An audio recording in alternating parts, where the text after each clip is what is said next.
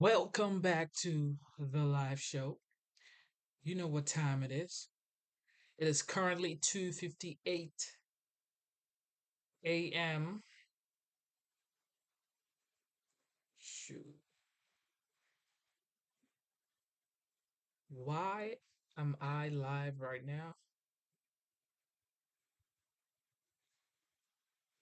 Why am I streaming right now? I don't even know. But one thing is for sure.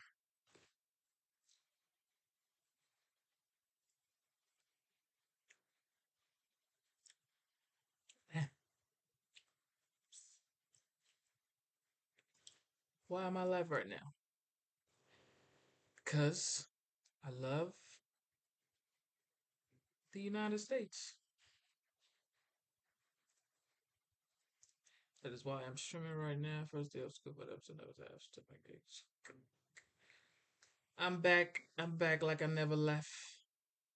Okay, I am back. Shout out to everybody watching the live show. And we crossed 20,000 subscribers. We crossed 20,000 subscribers. Mm.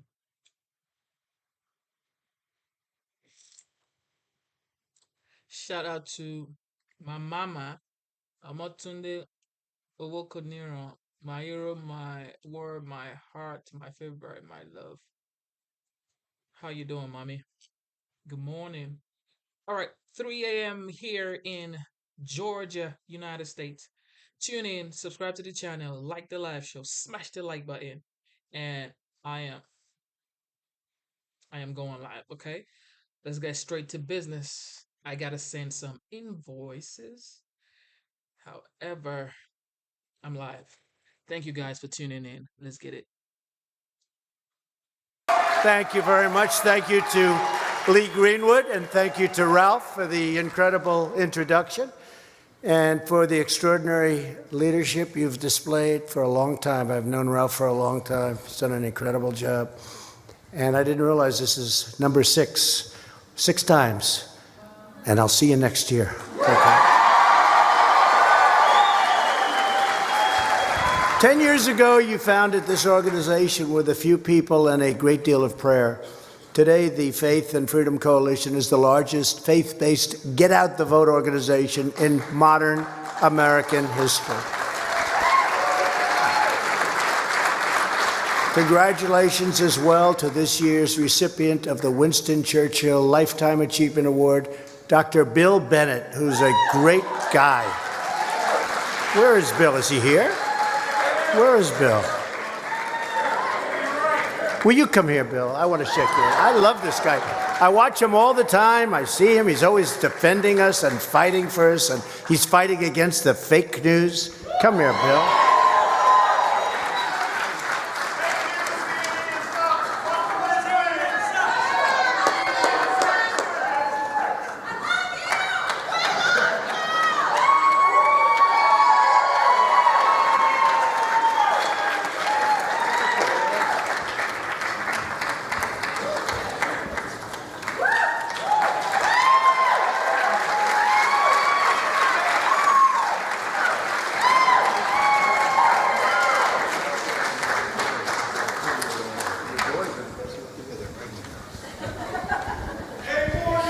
Are his boys here? He's got the best looking family. I don't know how he did it. His wife is beautiful. Let me see, stand up. Look at that. What a family.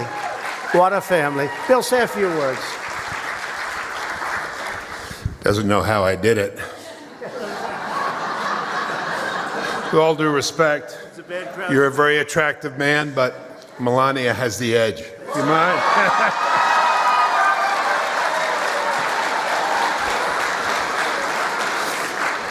You'll excuse that. He's from Queens, I'm from Brooklyn. We talk like that. This is a great president. This is a great moment. This is a great meeting. Our country depends on you, Mr. President, and we're grateful for everything you're doing. The only thing I'd say is you said next year. How about the year after and the year after?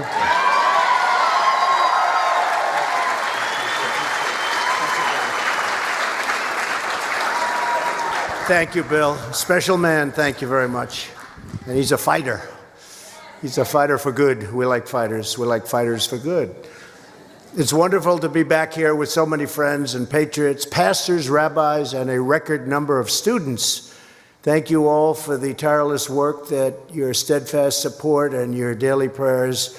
Just, it's incredible what it's done, and just keep them coming. Very important. Keep them coming. We're in an interesting time in our country's history, and we're doing great. Just keep them coming. It's very fragile. You know, it's one vote, it's one justice, it's one little thing, and it can all change. You have to be very hard, very vigilant. You have to go out and vote. November 3rd is a big date next year, November 3rd. Mark it down.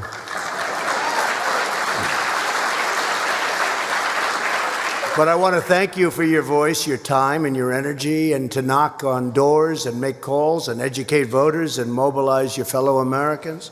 Because with your help, we will soon once again win a historic victory for life, for family, for faith, and for freedom.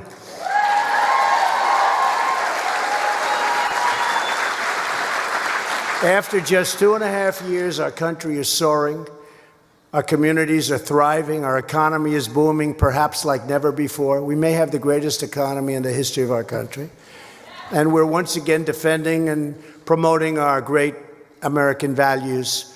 And we're saying Merry Christmas again. Do you notice? Remember? I usually save that for November, December, but I was just thinking, as I mentioned, I was saying we're going to say Merry Christmas. They were all taking it down off the department stores, everything. You'd see a big red. They'd say Happy Holidays. No Merry Christmas. They're saying Merry Christmas again. It's very interesting. They're proud of it. Since the election, we've created 6 million new jobs. Nobody would have believed that. We've lifted more than 6 million Americans off of food stamps. And we're getting Americans off welfare and back into the labor force, and they're so happy, and they're making money, and they love what they're doing.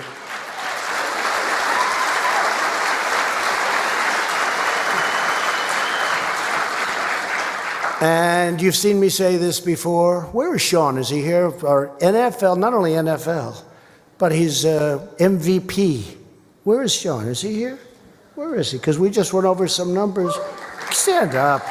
MVP. I'm going to read his book. He gave me his book in 2005, 2006. What was that, John? 2005 MVP. I said, you think I could take him in an arm wrestling contest? And his good friend said, don't do it, Mr. President.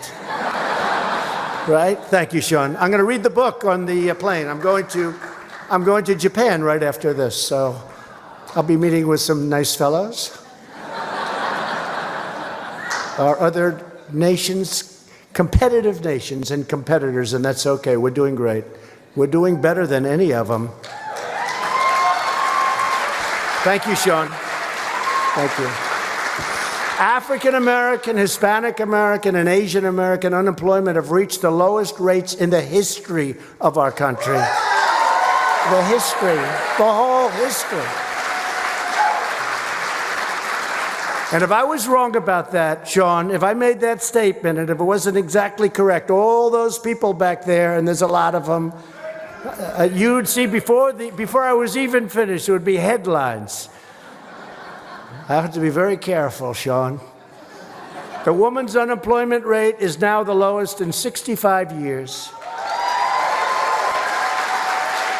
And to help American families, we doubled the child tax credit. That was Ivanka Trump worked hard on that.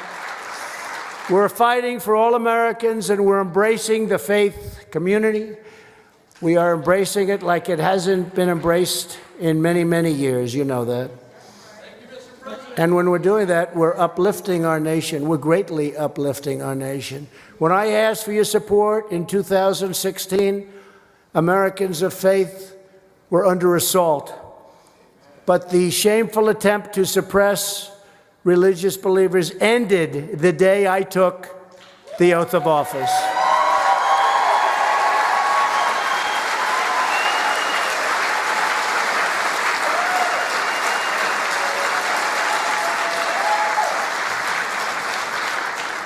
And now, by the way, because of what we did with respect to the Johnson Amendment, you know what I'm talking about? Our leaders, like all of the people that have been so supportive, our pastors, our ministers, our priests, our rabbis, all of our religious leaders, we're allowed to speak again. We're allowed to talk without having to lose your tax exemption, your tax status, and being punished for speaking. And the people that we most want to hear, our great clergy, is now able to speak without fear of retribution. And I'm very proud of that. I said I was going to do that. I'm very proud of it. They can speak, unless they speak against me, in which case we'll bring it back. We'll bring back that Johnson Amendment so fast, Sean. I'm only kidding. I'm only kidding. They're going to take it seriously. You know, they're going to go out. We have breaking news. They're going to say, see, I told you he wants to be a dictator. I told you that. They are unbelievable what they do. You have to say it with a big smile on your face, otherwise, and even that doesn't work. Bill understands that, right, Bill? We're cherishing our nation's religious heritage once again. My administration has taken historic action to protect religious liberty.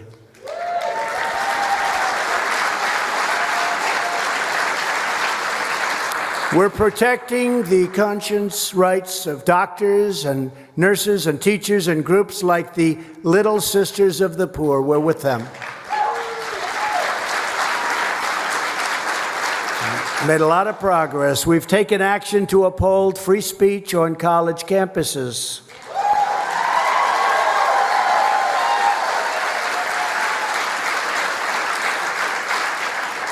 Colleges are now, by the way, looking around very carefully when they throw conservatives and religious folks off of their campuses.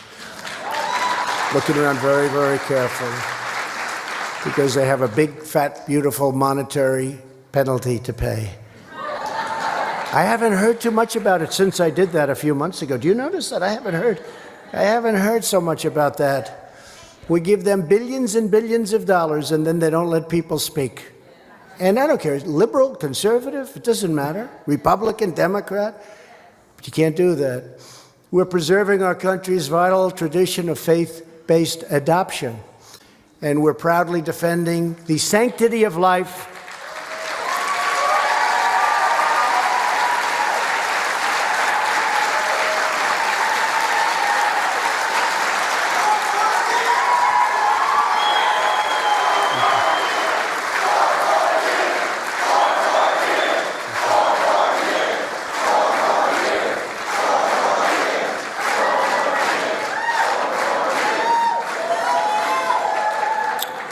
But keep fighting because, as most of the people in the room know, it's very fragile. Unfortunately, Democrat politicians have become increasingly hostile to pro-life Americans who want to help more children find a loving home and share their dreams with the world. Virtually every top Democrat lawmaker now supports taxpayer-funded abortion right up to the moment of birth. And by the way, if you watched Virginia, the governor, after the moment of birth, that was something that nobody heard of before. After the moment of birth. Nobody believed it. I had never heard of it. I don't think anybody had heard of it.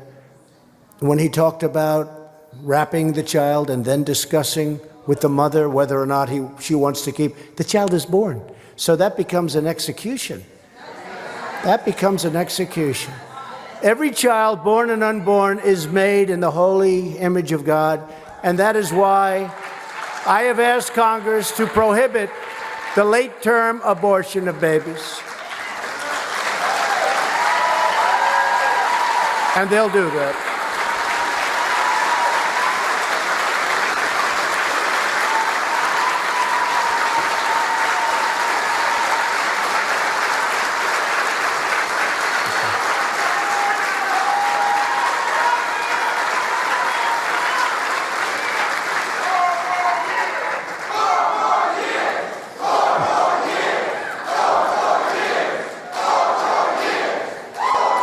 Thank you very much.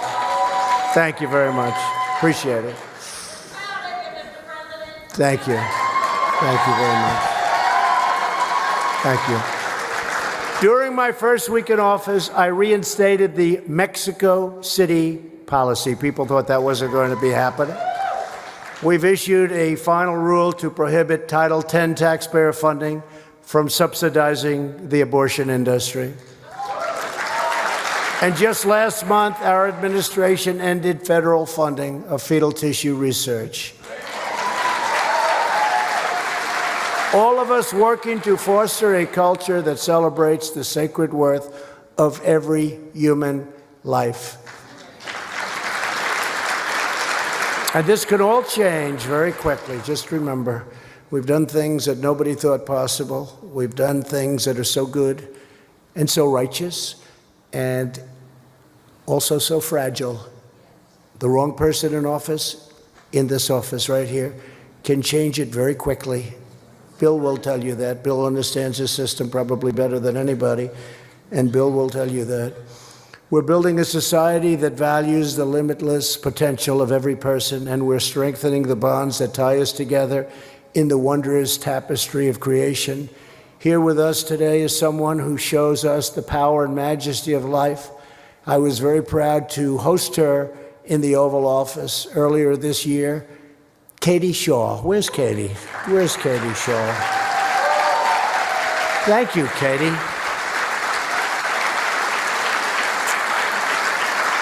We had a great meeting, right? In the Oval Office. Thank you, Katie. You look well, really well. Thank you very much.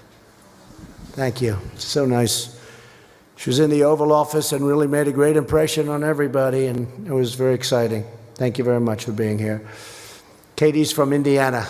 She was born with Down syndrome and now works at a local store, does a fantastic job, volunteers in her community, and has testified before lawmakers. As Katie said, it's a wonderful life. I've made the world a better place. And Katie, yes, you have. You have.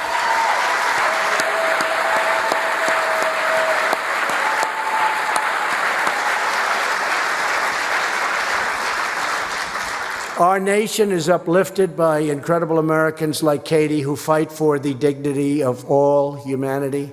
My administration has also taken historic action to protect Americans' rights enshrined in the Constitution.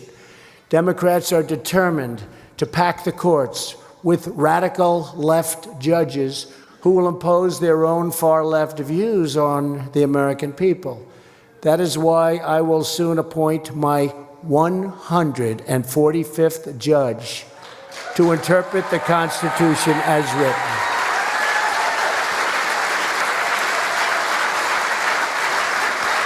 You know, normally when a president assumes his position in the White House, you have no judges. You come as they retire, they get sick, they pass away, things happen, and they leave, and you'll get 1, 2, 3.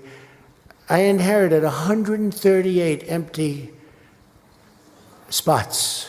138. I said, this is impossible. Because President Obama either didn't get him through or couldn't get him through or something happened. But I said, how many judges do I have? Sir, you have 138 federal judges. 138, which is percentage-wise going to be a record, but the only one that has a record greater than mine percentage-wise is George Washington.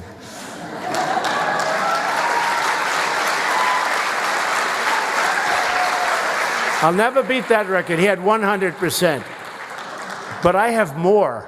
The only thing, we have more, but he had 100%. He appointed everybody. But think of that, 145 judges we're up to. I had 138, and then through attrition and things, we picked up some additional, and we're putting fantastic people on the courts, and it makes such a big difference. Nobody would believe. And we have 2 new Supreme Court justices, Neil Gorsuch and Brett Kavanaugh.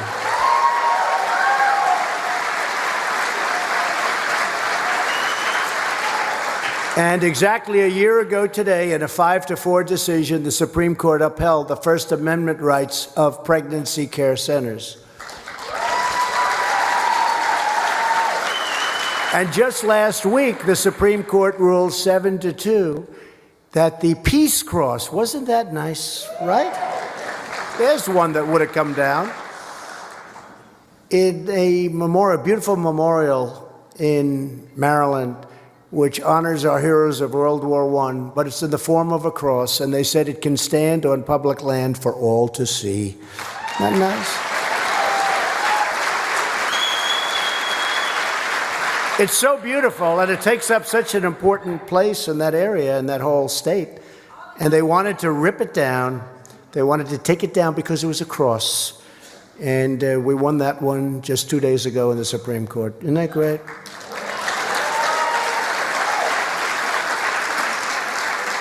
Americans' belief in God has forged the character of our country and made our nation a light unto the world. We are respected again as a nation, I will tell you that.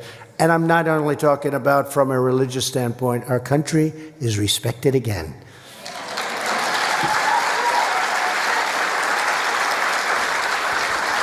Today we are excited to be joined by hundreds of college students, including 8 students from Liberty University, great school, who just got back from a mission trip to Oklahoma.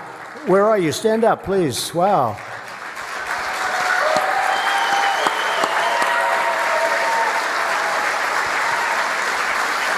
That's fantastic. It's a great school, and Jerry Falwell's a friend of mine, and he was with me right from the beginning, and he's so happy about it.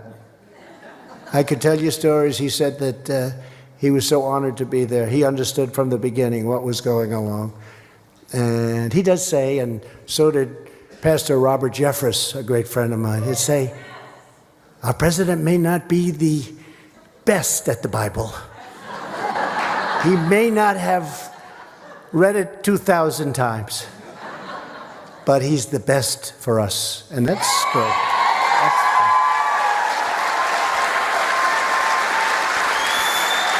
That's true.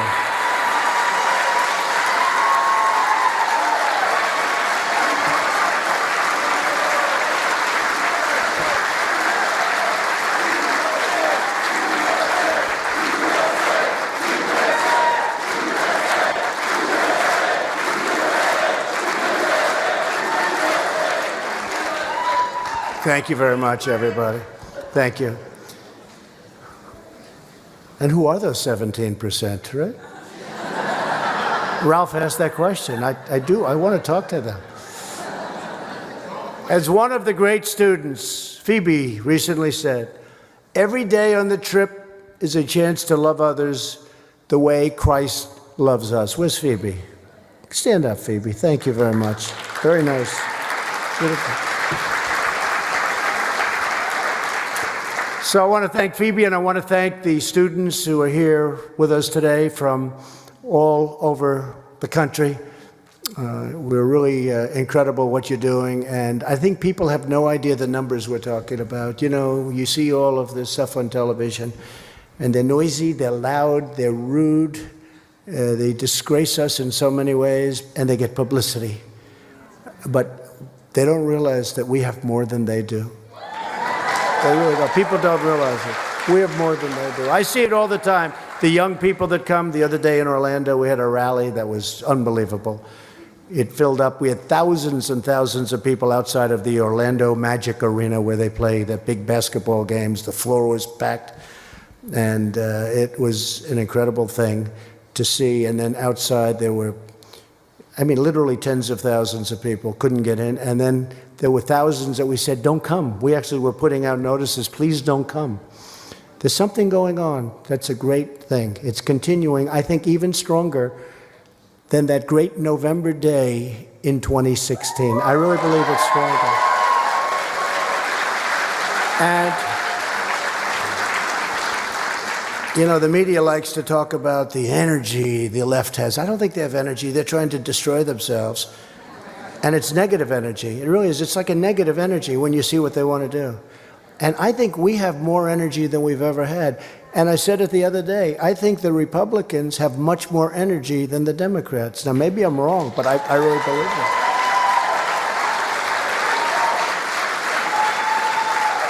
And they like to talk about 2018. Well, number one, in 2018, I didn't run. I wasn't running. I was helping people, and almost everybody I helped. The governor of Ohio, he's great. The governor of Georgia, he's great. The governor of Florida, Ron DeSantis, he's great.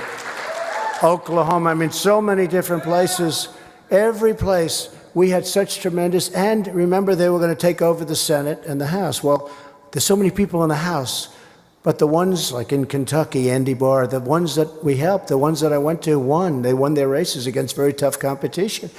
But we held the Senate and picked up 2 seats, and nobody wants to talk about it. Nobody wants to talk about it. And if we didn't, we wouldn't be having judges, but nobody wants to talk about that. All they want to do is say, oh, they lost House seats. Well, you know, there's a lot of people running in the House. And what I did is I campaigned for senators, and we almost picked up another 3. We came very close to big upsets. So I actually think we have the energy, and I'm going to be running, and it's going to make a big difference. We're going to win a lot of things that people have no idea. Like, for instance, in the audience the other night, so many women for Trump. So many. So many.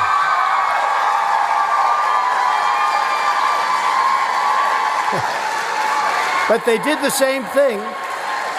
They did the same thing.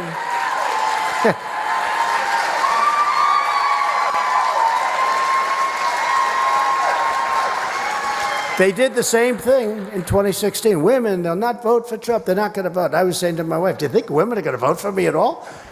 And we got the women came out, and it was incredible what happened against Hillary Clinton, a wonderful woman. Wonderful person.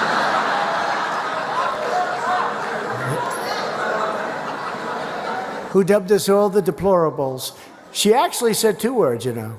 You know the other word. She said deplorables and irredeemables. And I thought the word irredeemable was going to catch on. Shows you what I thought.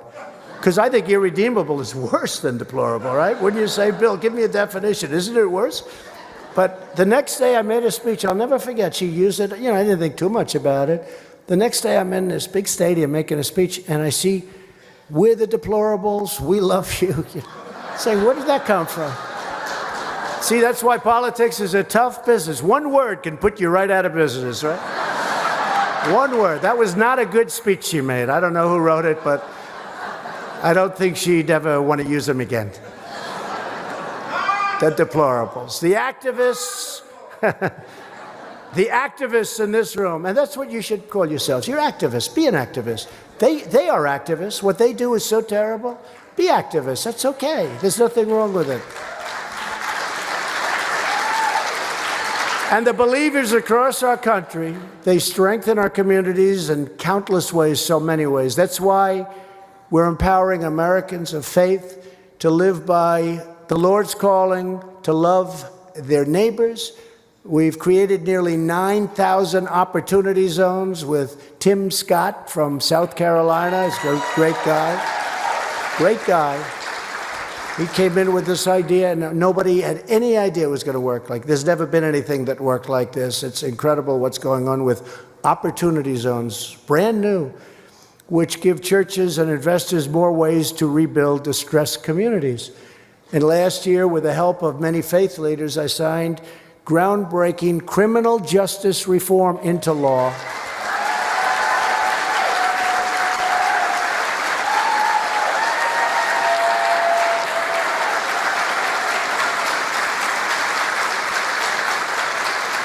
And if you remember, Sleepy Joe Biden, he was pushing it.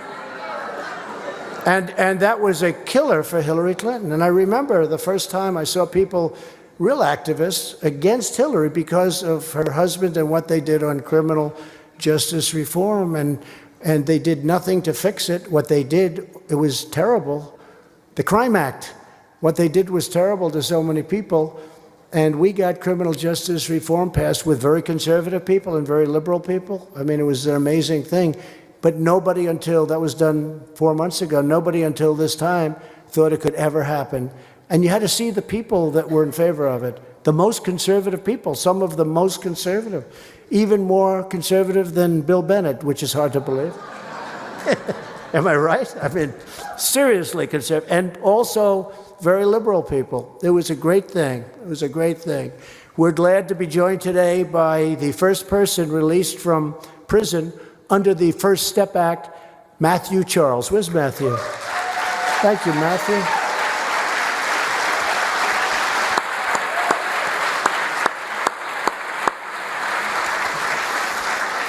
That was very unfair, what happened to Matthew and many other people.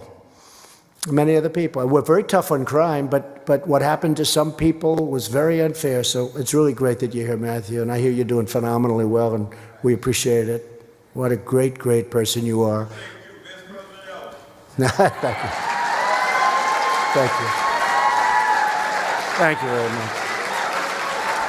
To help our citizens overcome the grip of opioid addiction, big problem, we secured a record $6 billion in new funding, including support for treatment and faith-based organizations. And we've had a great, great experience. People don't know.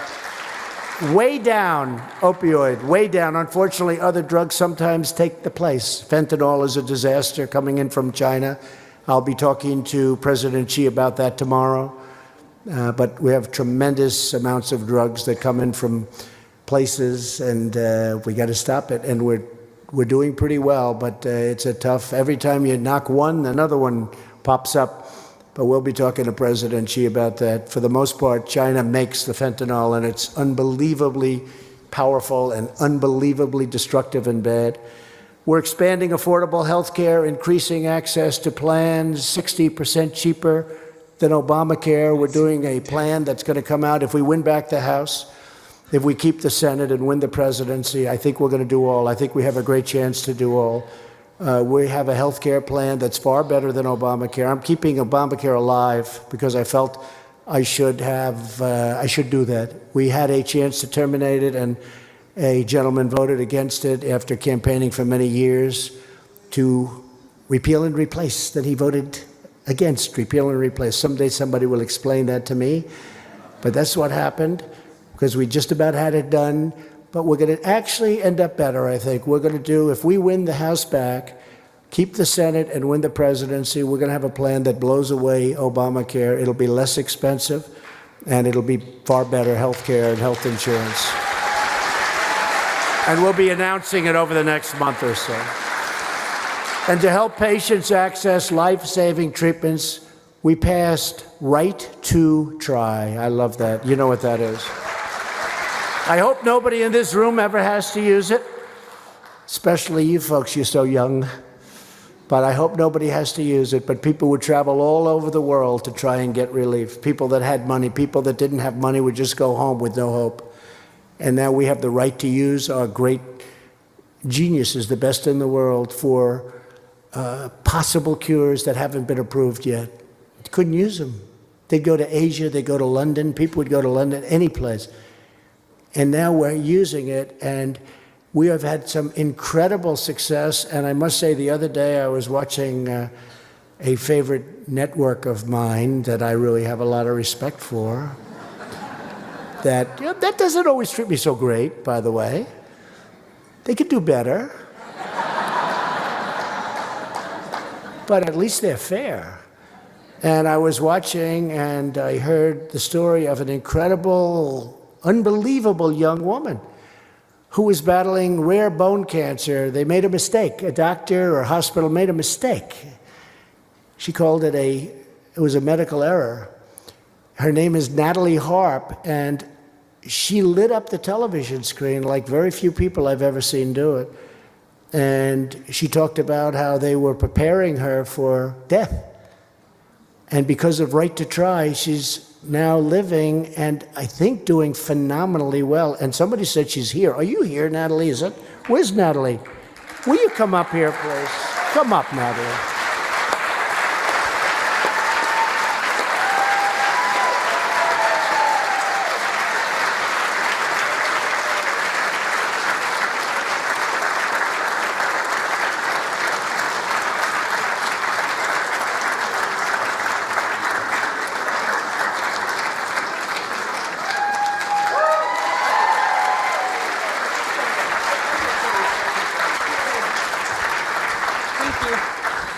Thank you, Mr. President. You know, we all know the story about the Good Samaritan, but what you don't know is I was that forgotten person on the side of the road, the victim of medical error, the number 3 cause of death under the previous administration, and left to die of cancer. First, the medical establishment, they came by and they saw me there, so they wrote prescriptions for opioids and they walked on. Next, the political establishment, they saw me there and they stopped just long enough to come over and tell me how to die, how to speed up my death so I could somehow die with dignity. But then an outsider, my Good Samaritan, President Donald J. Trump, he saw me there and he didn't walk by, he stopped. And for every single one of us, he gave up his own quality of life so we could live and work and fight with dignity, because he believes in survival of the fighters, not the fittest. And so, Mr. President, I have to say you have made a lot of promises to us, and you have kept every one of them. So now we're going to make you this promise. Just as you fought for us, forgotten America will never forget how you saw us on the side of the road, and you walked over, and you picked us up, and you made us great again. And now we're going to fight for you, Mr. President. God bless you.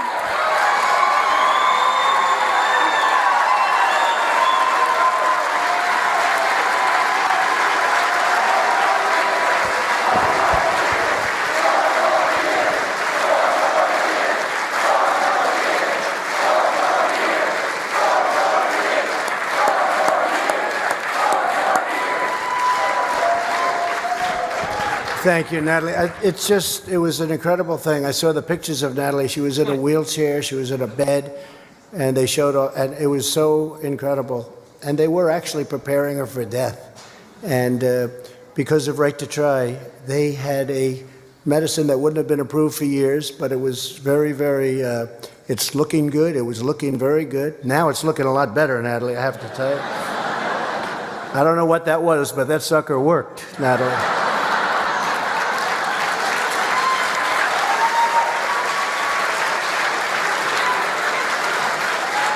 You know, part of the problem with Right to Try is that the big pharmaceutical companies and the labs, they didn't want to do it because they didn't want to have where a person's terminally ill or very in bad shape. They didn't want to have that on their record. I understood that. And so we didn't put it on their record. We made a second, record which people don't see and we don't want to show. You know, it's unfair to them, but they didn't want it on their record because people were very far along, unfortunately.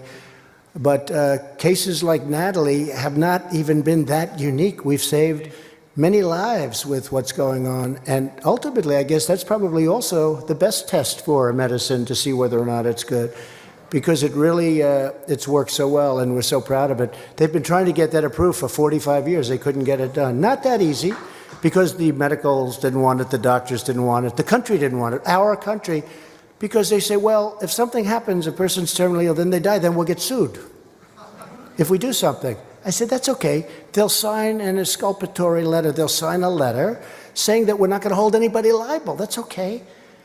And they said, well, that's a good idea. Can you imagine 45 years, nobody thought of that? Obviously, they're not in the real estate business in New York. Yeah.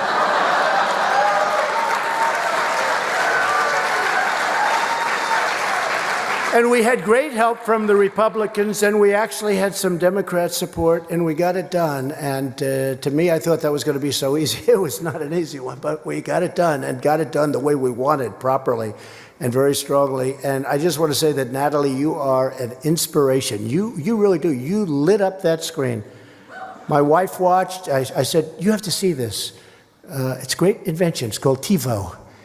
Okay, I don't want to be advertising, but it's like better than television, because television, you never see it again. With TiVo, you play it back. I played it back. And my wife said, that is amazing. So we're very proud of you, Natalie. Thank you very much. It's so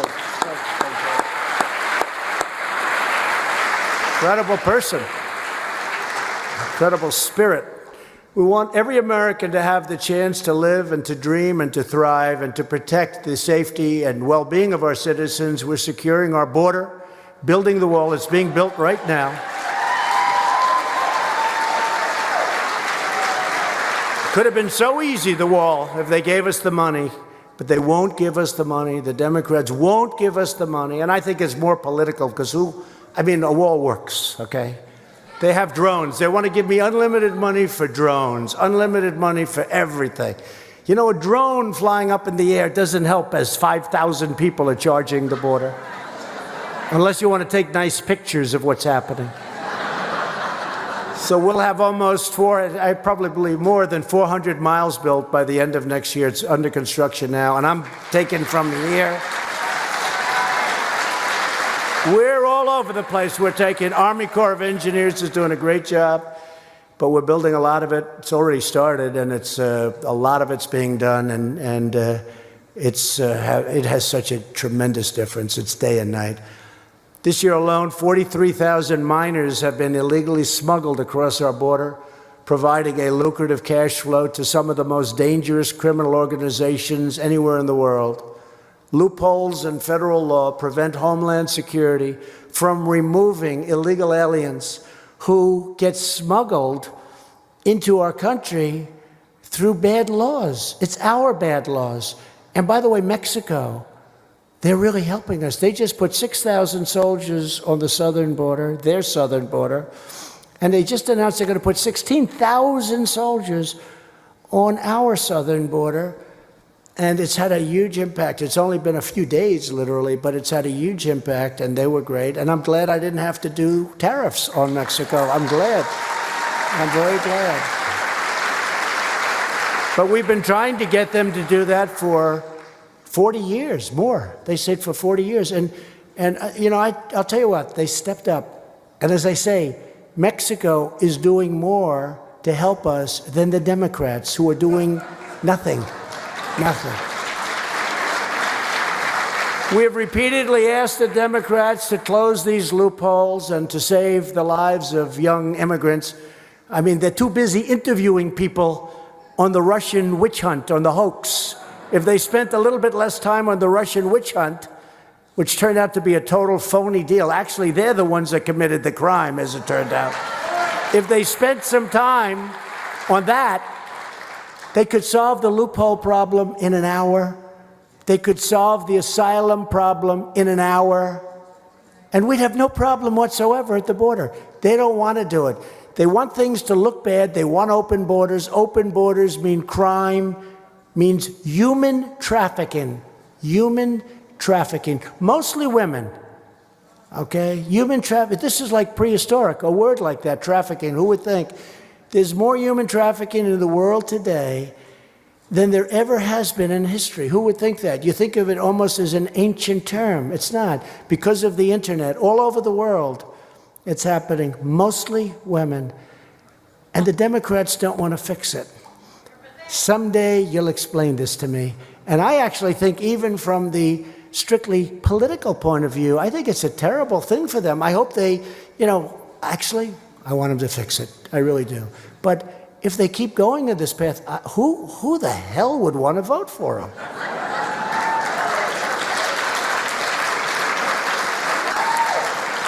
But they should take a little time off, and they should go and fix the loopholes and fix asylum, and frankly, coupled with Mexico, what Mexico's doing now, and stopping people from coming through Mexico, you would have a border that would be better than it's ever been.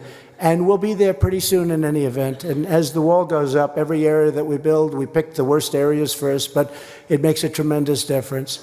Democrats who refuse to close these smuggling loopholes are effectively supporting and promoting child endangerment and exploitation.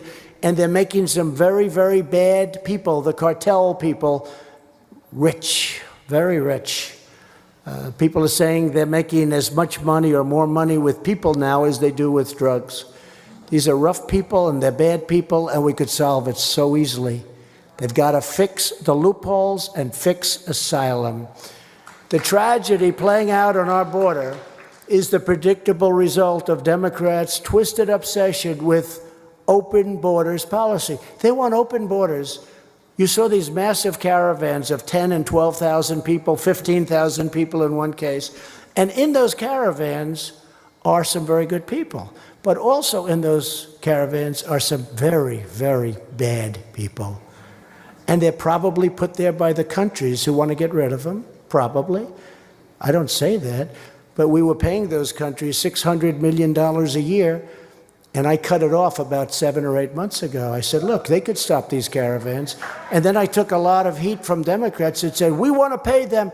Well, maybe if they get it right, but they're doing better for us right now. If you look, Guatemala, Honduras, El Salvador, they're doing much better for us right now. We're close to a safe third agreement with Guatemala, which we appreciate. They're doing much better for us now than when we paid them. When we paid them, they were just taking our money and laughing at us. Now they'll do anything to get that money back. And if they do a great job, I think we'll maybe do that, right? Does that make sense? But $600 million a year we were paying, and we were getting nothing but disrespect. And this is for many, many years. Now I took it away. And honestly, they've been, I think, much different. But they would put bad people in those caravans. They don't want killers. They don't want murderers. They don't want people that are criminals. So let's send them to the United States. And they're not doing that anymore. And we're doing some very strong work. And again, with Mexico having 6,000 soldiers at that border, that's a tremendous deterrent, I can tell you. Democrats are solely responsible for the humanitarian crisis because they've refused every single effort to shut off the magnets of child smuggling. Hard to believe. As long as coyotes believe they can use children to evade our laws, children will continue to be endangered. When you come in with a child, our laws are so bad that you have a tremendous advantage. So you get these people, and they give them children, and they charge them for it. They walk in with a child that isn't their child. And because the Democrats have these horrible laws that were horrible many years ago, that they should have fixed a long time ago, but they don't want to do it for political reasons. But think of it. If you have a child, it's much easier to come in. And that's why we have so many children who've been so badly abused. And we're taking care of them much better than President Obama took care of them, I can tell you that, much better. And he was the one that had separation. I'm the one that put people together. And I said, you know, when you put the families together, because separation is so bad, a lot more people are going to come up. And I was right about that. But still, the whole concept of separation is so bad. But again, fixing the laws would solve everything. And they could do it so quickly. It's so simple. They know what to do. They just don't want to do it. If the Democrats have any shred of moral decency on this issue, they must immediately charge forward and change our laws. They have to end all child smuggling. We have laws.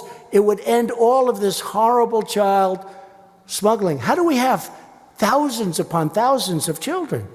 We have them because the law incentivizes criminals to bring children up and use those criminals to get people into our country. Can you even imagine this? And we're the only country in the world that has this. The only country in the world. And we want to put behind bars those criminals that place children in this kind of danger. Every day Democrats obstruct these changes. They fight like hell so that we can't make the changes.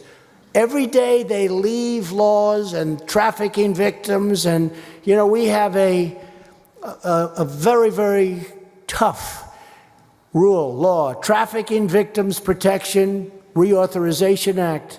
They leave it in place. More migrants are put in harm's way and exposed to abuse and assault by criminal cartels. They could fix that so easy. It would take no time. This lesson can be seen all over the world where the rule of law is eroded. Where it is eroded, the Democrats, even when we had both houses, where we had Congress, where we had the Senate, and we had wonderful congressmen.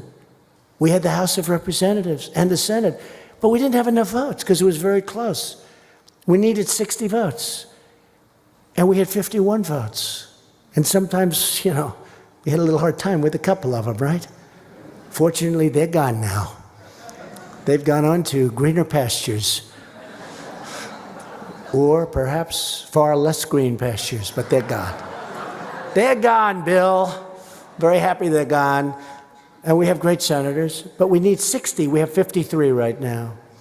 And we had 51 We picked up 2 in the 18 election, but we need 60, so we need Democrat votes. It's very simple. We needed them before, too. We need them even more so before, when we had both the House and the Senate. So where the door is open to smugglers and traffickers, disaster always ensues. Nonetheless, Democrats remain relentless in pushing policies to add even more incentives to the unlawful transportation of illegal alien minors across our borders. And it could be fixed instantaneously by the Democrats sitting down with the Republicans. The Republicans are all in favor of it. Virtually unanimous. I would say unanimous. We could fix it instantaneously. We just need a few votes. We don't need many. We need a few. But they don't want to do it. And you know, one thing I've learned in Washington, I've heard about it for years, the Democrats have lousy policies, and in many ways they're lousy politicians, but they stick together better than the Republicans stick together.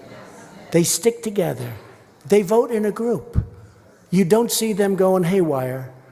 They may have a plan that's bad, like this, open borders. They want open borders. They stick. You don't have people going the other way and voting and going out and making speeches about how we're wrong. They stick together. We have better politicians. We have far better policy.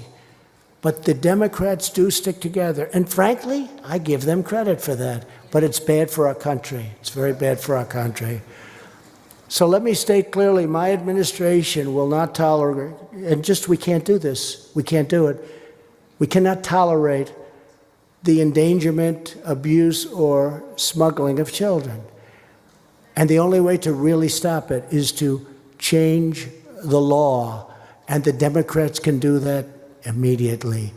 We will stand strong with the courageous heroes of ICE, Border Patrol, and law enforcement. These are fantastic people.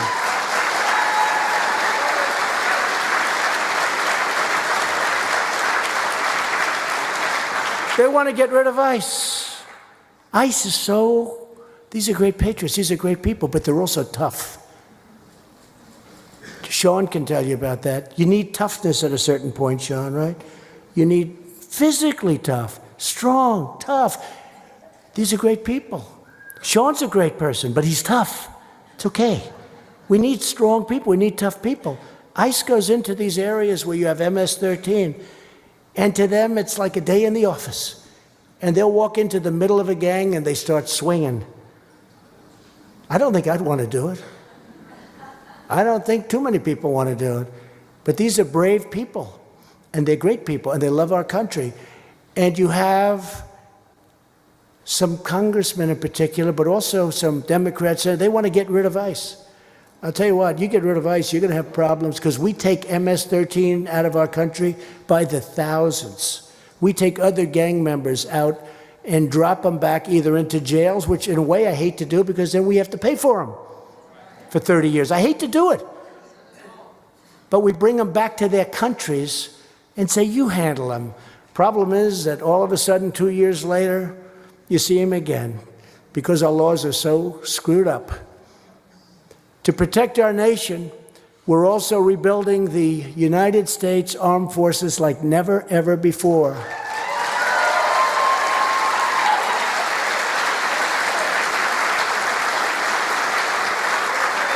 Lindsey Graham said last night, he made a speech and he said last night that he's been a senator for a long time. He's been in politics for a long time. He's always been very strong on the military. He's never seen our military so strong as it is today. It's a great statement. And I know it hurts our budgets, and budgets are very important to me, but there's nothing more important than keeping our freedom. And this is a time when we need military, more important than anything else. We need military. We'll worry about budgets. We spent $716 billion last year and $700 billion the year before. And we have brand new fighter jets. We had jets that were so old they didn't fly. We had jets so old they had to go to the desert, to the airplane graveyards, they call them. They have graveyards of old planes. They had to go there to get parts. Now we have brand new, beautiful F-35s, F-18s, best planes in the world. And they're all made in the USA, right? We like that, made in the USA. And as was stated a few times, because I've seen it and heard it so much here, but I recognize the true capital of Israel and opened the American embassy in Jerusalem. Thank you.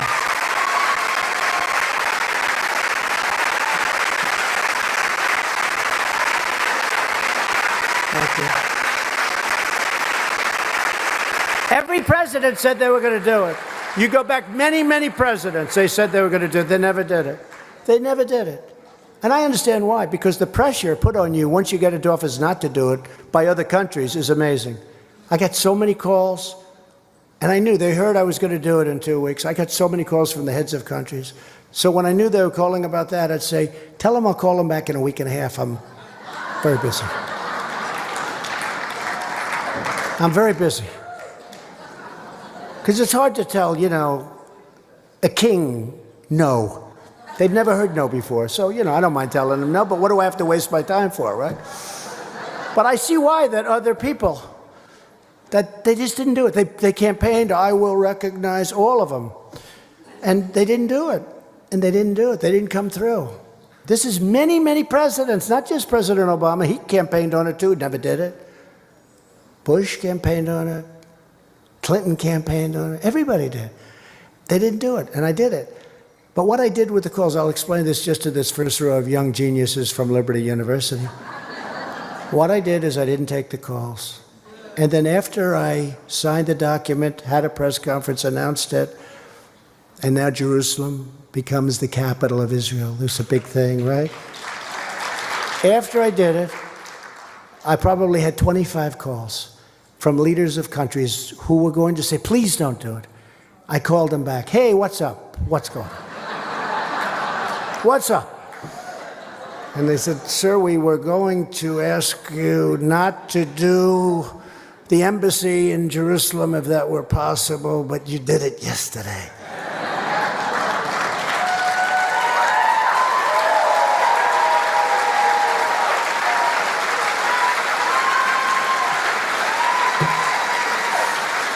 And I said to all of them, I said, I'm sorry, I wish I got to you a little bit earlier. And this year we recognized Israel's sovereignty over the Golan Heights. That was another big thing.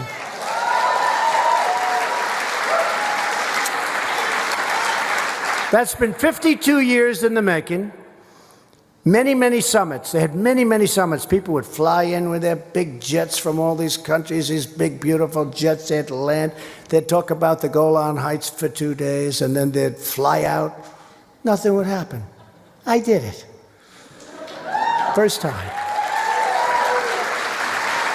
And maybe most importantly, or very importantly, I withdrew the United States from the disastrous Iran nuclear deal.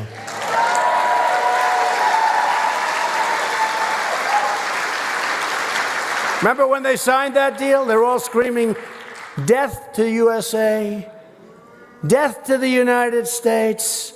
They're screaming as we're signing a deal. Whoever signs a deal when they're screaming death to the USA? You got John Kerry, the world's worst negotiator, who, by the way, has totally violated the Logan Act, okay? You know, he's talking to them all the time, telling them what to do. Gee, don't do it. You're going to make me look bad if you do it. Don't make a deal.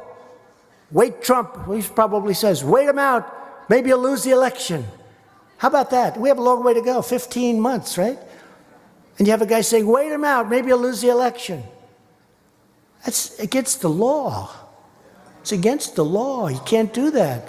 I'm supposed to be doing a good job. I tell you what, if it weren't for him, I really think they would have already been in negotiations with us, maybe even had a deal. But maybe that won't happen, and if it doesn't happen, that's fine with me. I have unlimited time, as far as I'm concerned. But that was a disastrous deal. Death to America, death to Israel. Remember, they're signing it, Kerry's signing, they're screaming, death to Israel, death to America. We've imposed the toughest ever sanctions on Iran. and we added more this week. My administration is also speaking out against religious persecution all around the world.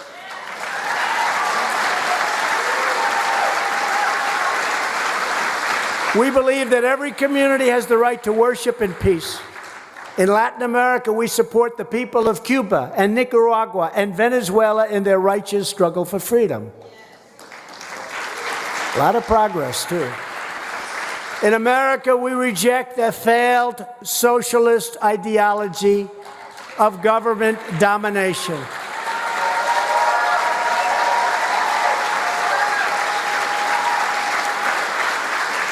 You'll end up with another Venezuela right here, and it won't take long. Our rights don't come from politicians, they come from the Creator. America was not built by bureaucrats. America was built by innovators and entrepreneurs, pioneers and pastors and ministers and priests and families and factory workers and rabbis and dreamers and doers. Our destiny is not written in Washington, it's written in our hearts. We know that faith and prayer, not federal regulation, defines the moral character of our country. We know that. We know that families and churches, not government officials, know best how to create strong and loving communities. That's why I want our pastors and our clergy telling us what they think. I want to hear from them. I don't want them to be held up in making a statement. I want to hear from those people. Those are the people you want most to hear from, perhaps even more so than your president, but maybe not. I don't know. You tell me. But I want to hear from them. I don't want them to be hurt or harmed or taxed because they're giving their views. Those are the views I want to hear. Above all else, we know this. In America, we don't worship government, we worship God.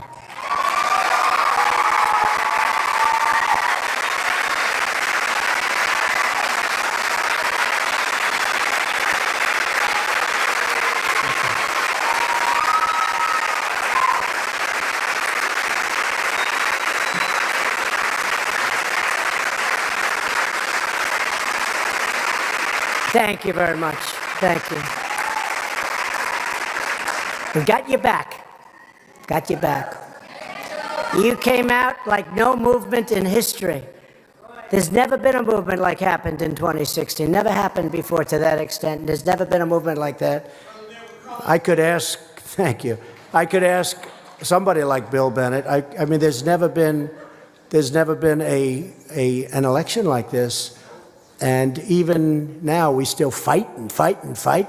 They just refuse to accept. But we're winning the fight, and it's a very important fight.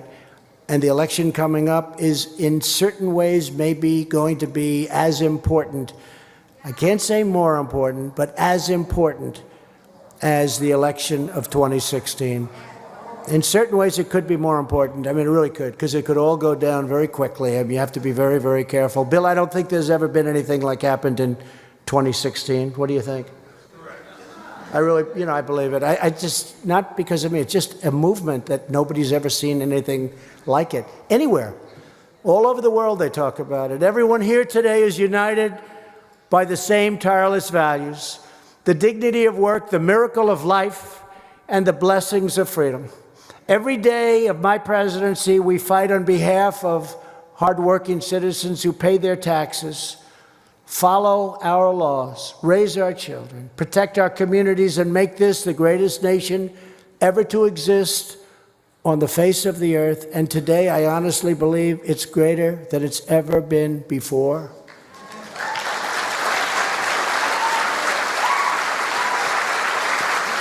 And I also think, very importantly, that we have more potential than we've ever had before. That's a very important thing.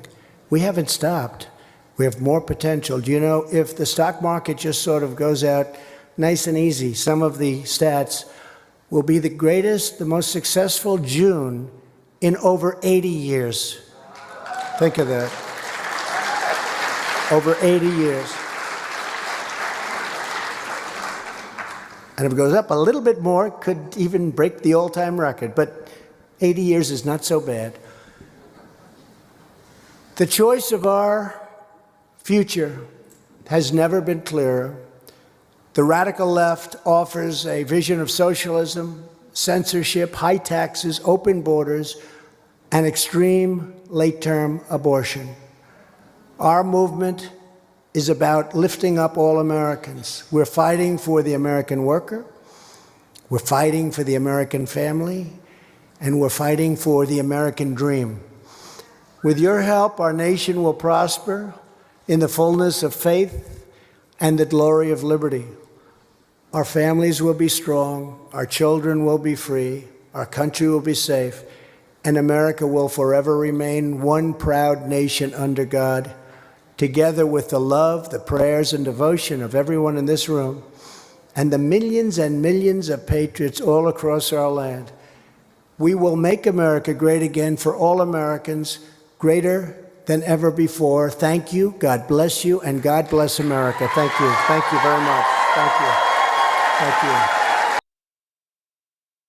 Shout out to everybody watching the live show. You know what time it is. Corey B, I see you. Corey B's our moderator tonight. I see you, Rick, DeMarlo, BG, Steph, Too Strong for Life, Michael Bates. Shout out to everybody. We're throwing it back for the LGBT Trump. You know what time it is. We want to let you know what he did back when he was president, through these speeches, through these town halls, through these conferences. So we're throwing it back until the debate on September 10 with ABC, and until the um, election in November. Okay. And I hope you guys are going to vote, because there's no point doing all of this streaming and you guys are not going to vote. Okay. So make sure you get your voters registration card. Vote, vote, vote. Okay. Let's go next one. Thank you very much. Thank you. Happy Labor Day. That was really a very special time I had speaking to some of the labor union heads and other people. They're very happy with the way things are going. As you probably see, the numbers are terrific. So we called some people, wished them a very happy Labor Day, and they told us how they're doing, and we really celebrate the American worker. We are in the midst of the fastest economic recovery in U.S. history. So we have a lot to be thankful for, including this really beautiful day. So I thought we'd do this outside as opposed to in your more normal place. The United States experienced the smallest contraction of any major Western nation. You probably know that. You look around and see how we're doing compared to every other nation, and our rise is spectacular, and we're rebounding much more quickly from the pandemic. The U.S. economy added 1.4 million jobs last month. We've added a record-setting 10.6 million jobs since May. 10.6 million jobs since May. That's a record that is not even close. Second place is a long ways away. In July, the Congressional Budget Office was projecting unemployment over 10.5% through the end of 2020. So they thought 2020, and maybe it would be a lot longer than that. Some projections where you'd go through the entire year, and that includes a lot of months in the following year, 2021. And instead, the unemployment rate plunged, really to the surprise of many, all the way down to 8.4% in August, and that's the second largest single-month decline on record, and we have the first. We have both of them. So we have the two number one declines, decline meaning positive, not negative. We're currently witnessing the fastest labor market recovery from an economic crisis in history, world history. By contrast, Biden presided over the worst, the weakest, and the slowest economic recovery since the Great Depression. It was a long, slow slog, and it was a very small on growth and very small on every other factor that you need. It was the weakest recovery. Under my leadership, next year will be the greatest economic year in the history of our country, I project. And some people are starting to agree. We have a V shape. It's probably a super V. And you see what's going on with the stock market, where it's, in certain cases, already setting records.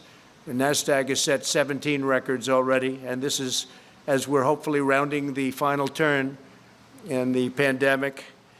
First, we'll end the pandemic under Operation Warp Speed.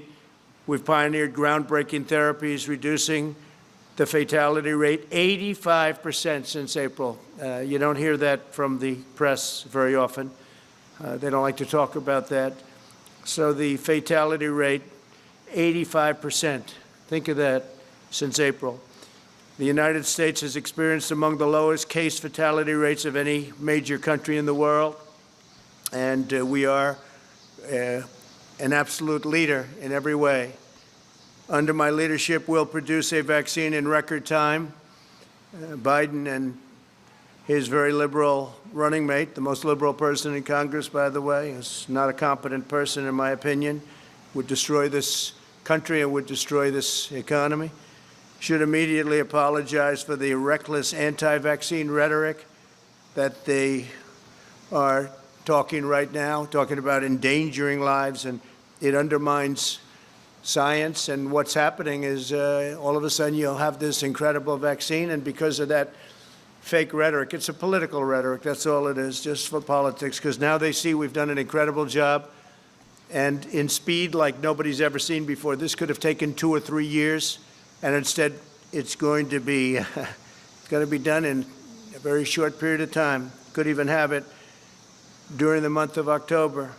So contrary to all of the lies, the vaccine, that they're politicalized. They'll say anything, and it's so dangerous for our country what they say. But the vaccine will be very safe and very effective, and it'll be delivered very soon. You could have a very big surprise coming up. I'm sure you'll be very happy, but the people will be happy. The people of the world will be happy. Next, we'll return to unprecedented prosperity through our pro-American policies. We'll pass new tax cuts to boost take-home pay. We're going to be cutting taxes very substantially. We get it back through growth. We had tremendous growth until we got hit with the China virus. We'll continue our historic regulatory reduction campaign. We've, as you know, in 3.5 years, we've cut more regulations than any other administration, no matter how long, no matter what period of time you're talking about. We'll enact fair trade deals, and we're working on 7 major fair trade deals right now. And when I say fair, fair to our country, because our country was ripped off by every nation. Friend, foe, didn't matter. Every nation was ripping us off at a level that it's just unbelievable, to be honest.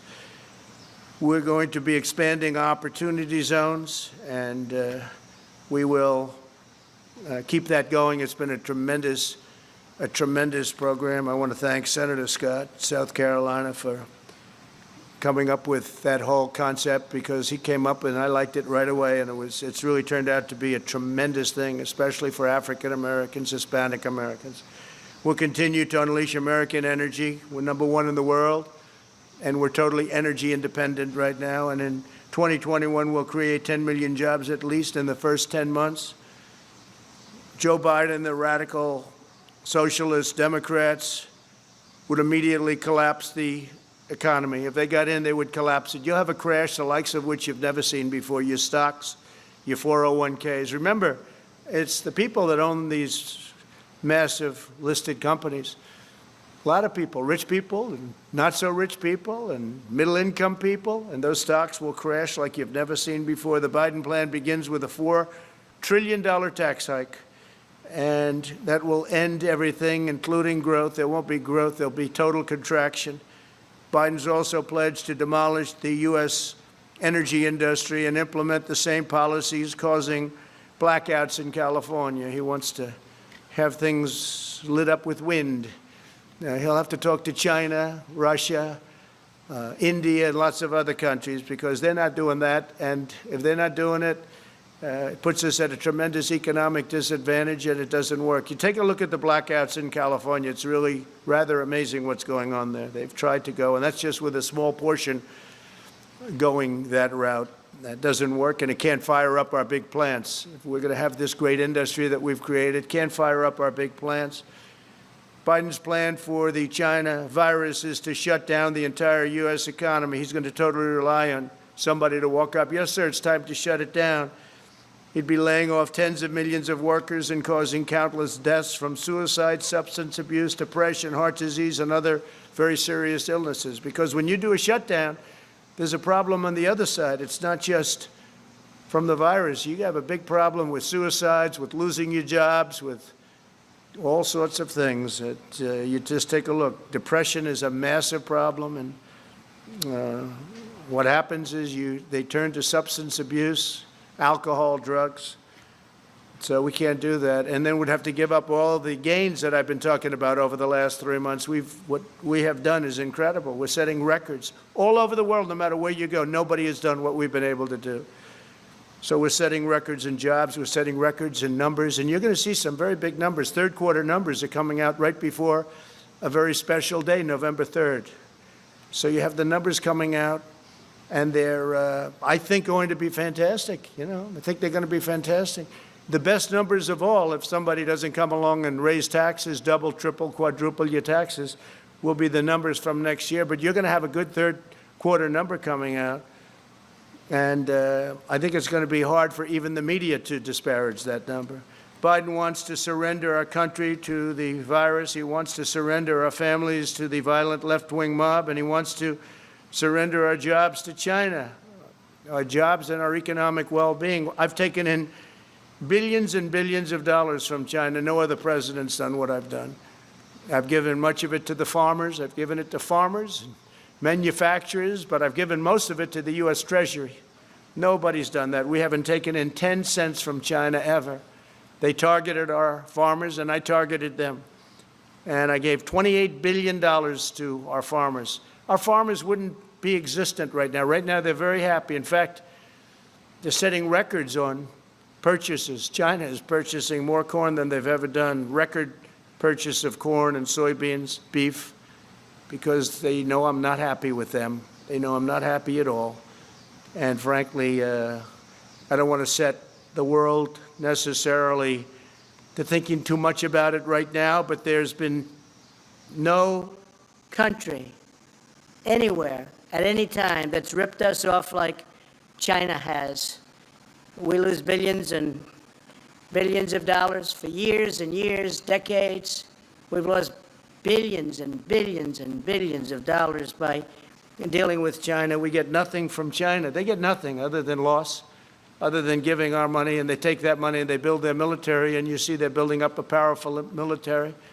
And it's very lucky that I've been building ours up, because otherwise we'd be dwarfed right now by China. It would be a terrible thing, a terrible thing. We're way ahead on the nuclear front. We've upgraded our nuclear. Hope to God we never have to use it. But we would be in a position that we are not in right now. But China is spending the money we give them to build up their military. So when you mention the word decouple, it's an interesting word. So we lose billions of dollars, and if we didn't do business with them, we wouldn't lose billions of dollars. It's called decoupling, so you'll start thinking about it. You'll start thinking. They take our money and they spend it on building airplanes and building ships and building rockets and missiles. And Biden has been just a pawn for them. He's been so easy. They dream about Biden. There was a report today that they hope that Joe Biden becomes president. If Joe Biden becomes president, China will own the United States, and every other country will be smiling also. They'll be smiling. When reports come out that certain countries don't really like me too much, that's not because of my personality, although it could be that also, frankly. It's because of the fact that I've been very tough on countries that have been ripping us off for so many years. If you look at NATO, with the exception of 8 countries, we're one of them. Every country is way behind. They're delinquent, especially Germany, in paying their NATO bills. That means we end up paying it, and we're not doing it. I told them, we're not doing it. And they've increased their spending now, $130 billion, going up to $400 billion a year. It's all because of me. Then you hear the country doesn't like me. I mean, I can understand that, because President Obama and other presidents, in all fairness, would go in there and They'd make a speech and they'd leave. I went in there, I looked, and I said, this is unfair. We're paying for NATO. We're paying for NATO, almost all of it. So they rip us off on the military, and then they rip us off with the European Union on trade. And Biden doesn't have a clue. You know he doesn't have a clue. Everybody knows he doesn't have a clue. In prime time, he wasn't good. And now it's not prime time. He spent 47 years sending American jobs to China, to Mexico, and to other countries while collecting millions of dollars in campaign and super PAC contributions from global corporations that got rich by making American workers poor. His son, where's Hunter? Where's Hunter? I call him Where's Hunter. Walked away with $1.5 billion to manage, even though he never did that before. He walked away with a fortune from Ukraine, from China, and from other countries. Between his son and his brother, you ought to read the statements, and the press doesn't pick that up. If I ever did that, it would be hell, even worse than it's been, okay? Even worse than it's been. What he's done is so incredible. I won't give them the $1 billion, he says. I won't give them unless they get rid of that prosecutor. And then voila, they got rid of the prosecutor. And the press doesn't even want to talk about it. You talk about quid pro quo. With me, there was none. With him, he's right on tape, and you don't want to cover it. You should be ashamed of yourselves. The press should be ashamed of themselves. But Biden shipped away our jobs, threw open our borders, and sent our youth to fight in these crazy, endless wars. And it's one of the reasons the military, I'm not saying the military is in love with me, the soldiers are. The top people in the Pentagon probably aren't, because they want to do nothing but fight wars so that all of those wonderful companies that make the bombs and make the planes and make everything else stay happy. But we're getting out of the endless wars. You know how we're doing. We defeated 100% of the ISIS caliphate, 100%. When I came in, it was a mess. It was all over. They have it in a certain color, all ISIS. A year later, I said, where is it? It's all gone, sir. Because of you, it's all gone.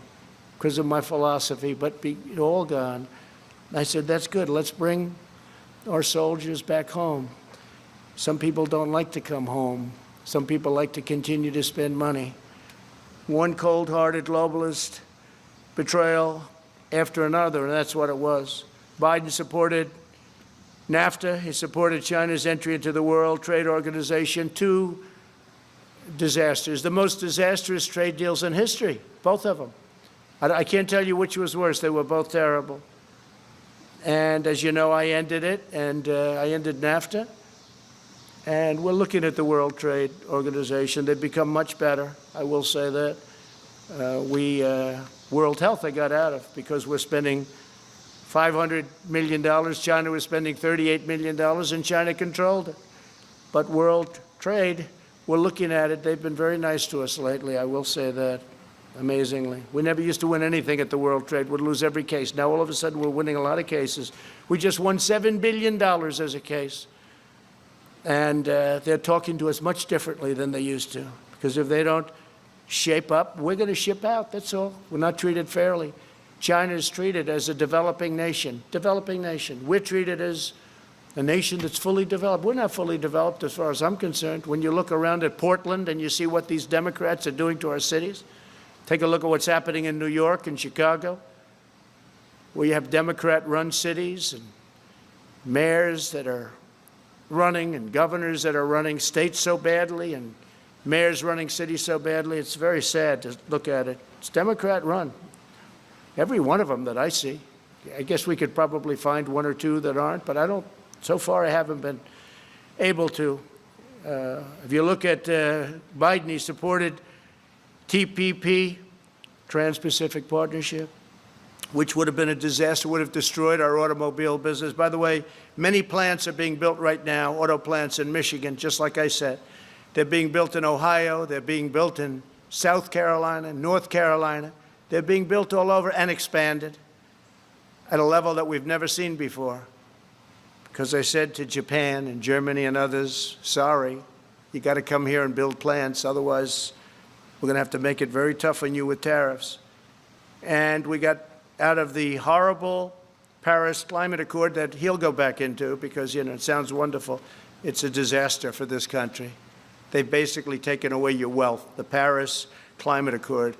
And the other countries don't have to adhere to it. China doesn't kick in until 2030. They don't have to do anything until 2030. We had very high standards. We would have had it closed under some scenarios. 25% of our businesses in order to qualify under this ridiculous Paris Climate Accord. It sounds good. It was very bad and very expensive. The New York Times has just published an entire story on Biden's China sellouts, which is amazing for the New York Times. I appreciate that. In 2001, Biden said the United States welcomes the emergence of a prosperous, integrated China on the global stage because we expect this is going to be a China that plays by the rules. They didn't play by the rules. They didn't play by the rules.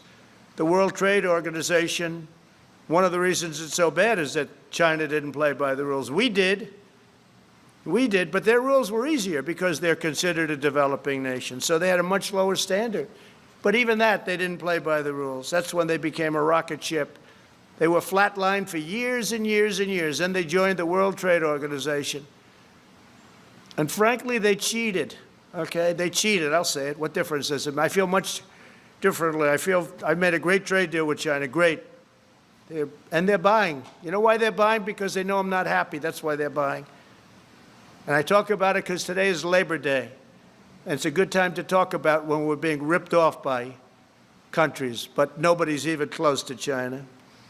Biden cheered China's rise as a great power because great powers adhere to international norms in the areas of non-proliferation, human rights, and trade. Well, they didn't. They took advantage of stupid people. Stupid people. And Biden's a stupid person. You know that. You're not going to write it, but you know that. The cost of Biden's economic treachery was 60,000 shuttered American factories, and I hear this morning the real number is probably 70,000. 70,000 shuttered American factories, and he's talking about how wonderful it is with China. No, China's been very bad, on top of which we had the China plague sent to us, and other viruses, nothing near this serious, but the swine. We had other viruses sent in over the years that came from China. I wonder why. If Biden wins, China wins because China will own this country. If Biden wins, China will own this country. And hopefully you're not going to be able to find that out. It's the most important election in our history right now. Most important election in our history.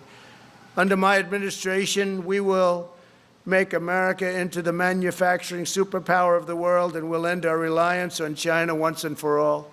Whether it's decoupling or putting in massive tariffs like I've been doing already, we're going to end our reliance on China because we can't rely on China. And I don't want them building a military like they're building right now, and they're using our money to build it. We'll manufacture our critical medical supplies in the United States. We'll create Made in America tax credits and bring our jobs back from China to the United States, and we'll impose tariffs on companies that desert America to create jobs in China and other countries.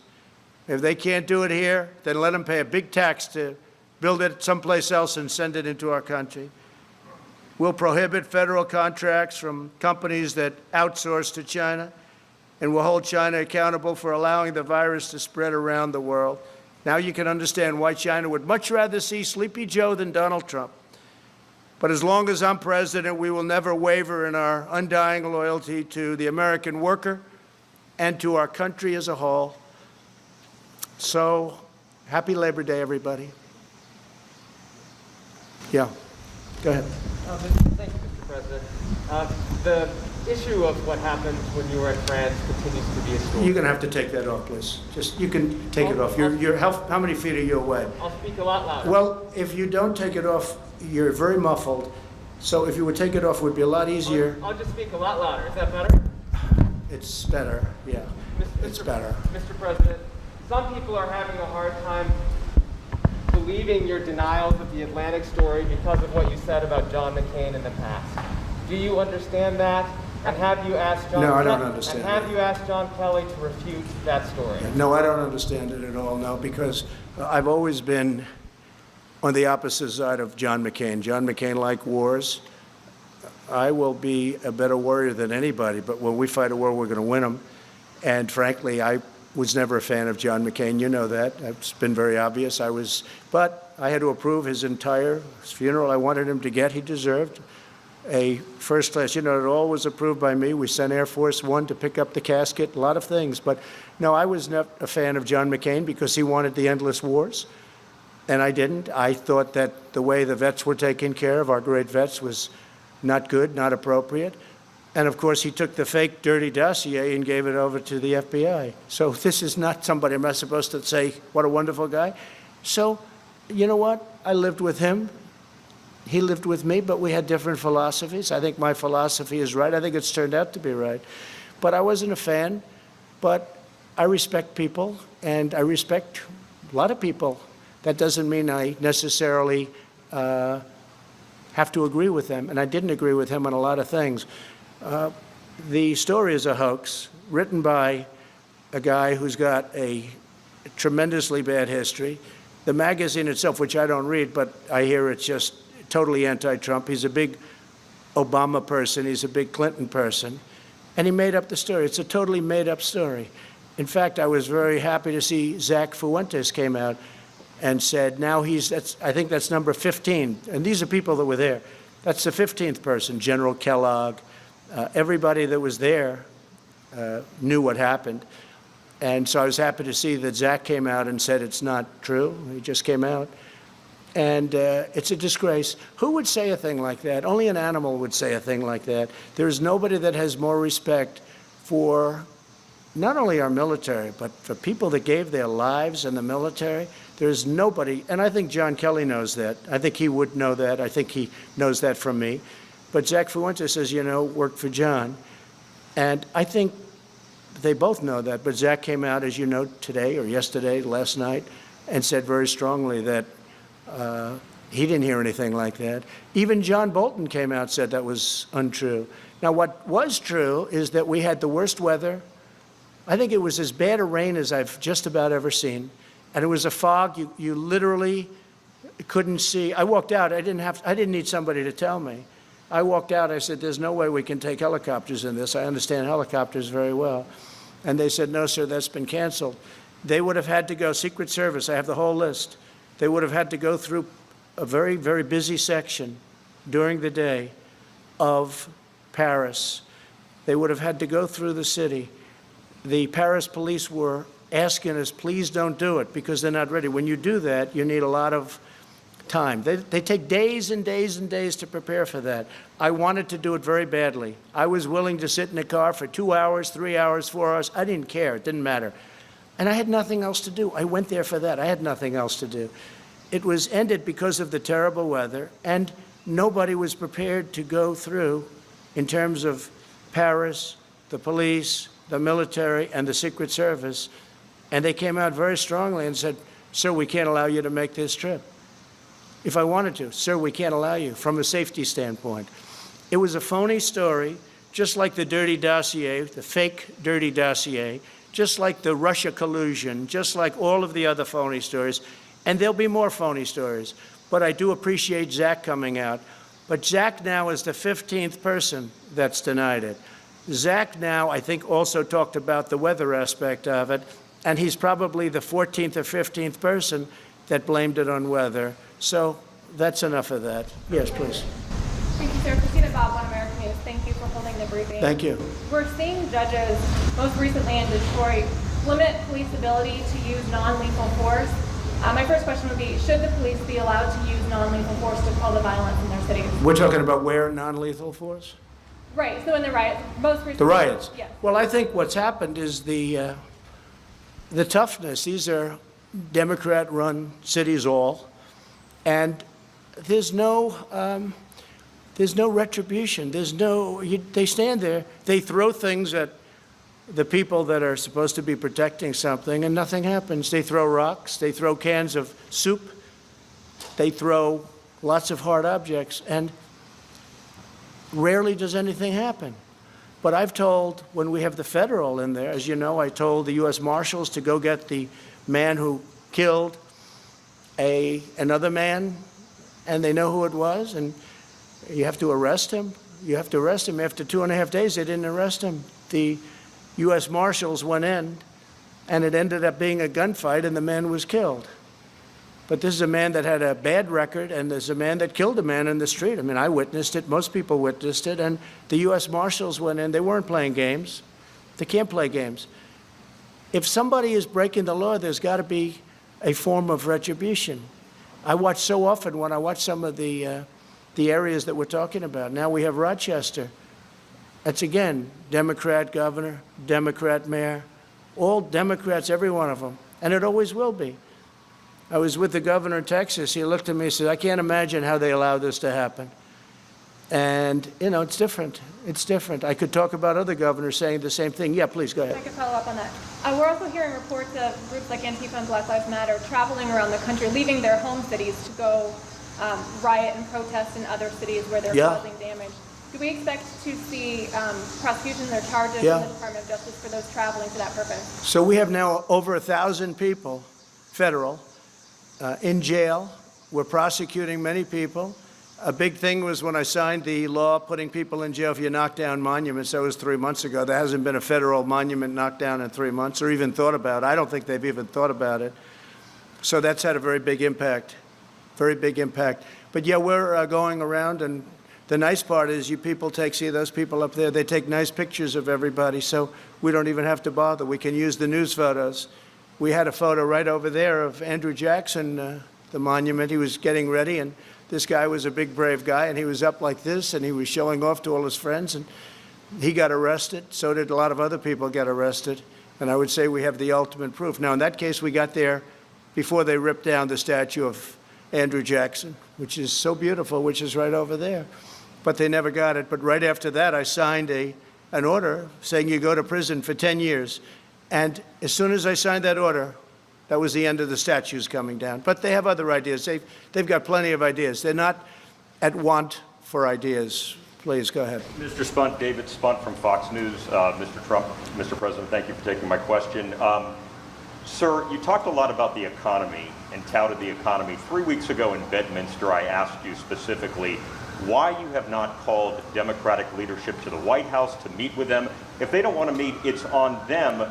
A lot of people are criticizing you. I cover you on the weekends and stuff. You're I don't doing think a they lot are. of golfing. No, I don't think why they have are. you not met with them in person? I mean, we're in September. There's no deal. There's no hope of a deal. We're 2 months out from the election. Don't say there's no hope. Why do you say there's no hope? What can you say to What do really- you know? Well, what can you say? What do you know? It doesn't seem like And there's let me hope, just sir. tell you, I know my customers. That's what I do. I know Pelosi. I know Schumer very well. They don't want to make a deal because they think it's good for politics if they don't make a deal. This has nothing to do with anything other than you have to know who you're dealing with. I do. These are people that I don't have a lot of respect. I don't think they have a lot of respect for the American people. And I know who I'm dealing with. And I don't need to meet with them to be turned down. They don't want to make a deal because they know that's good for the economy.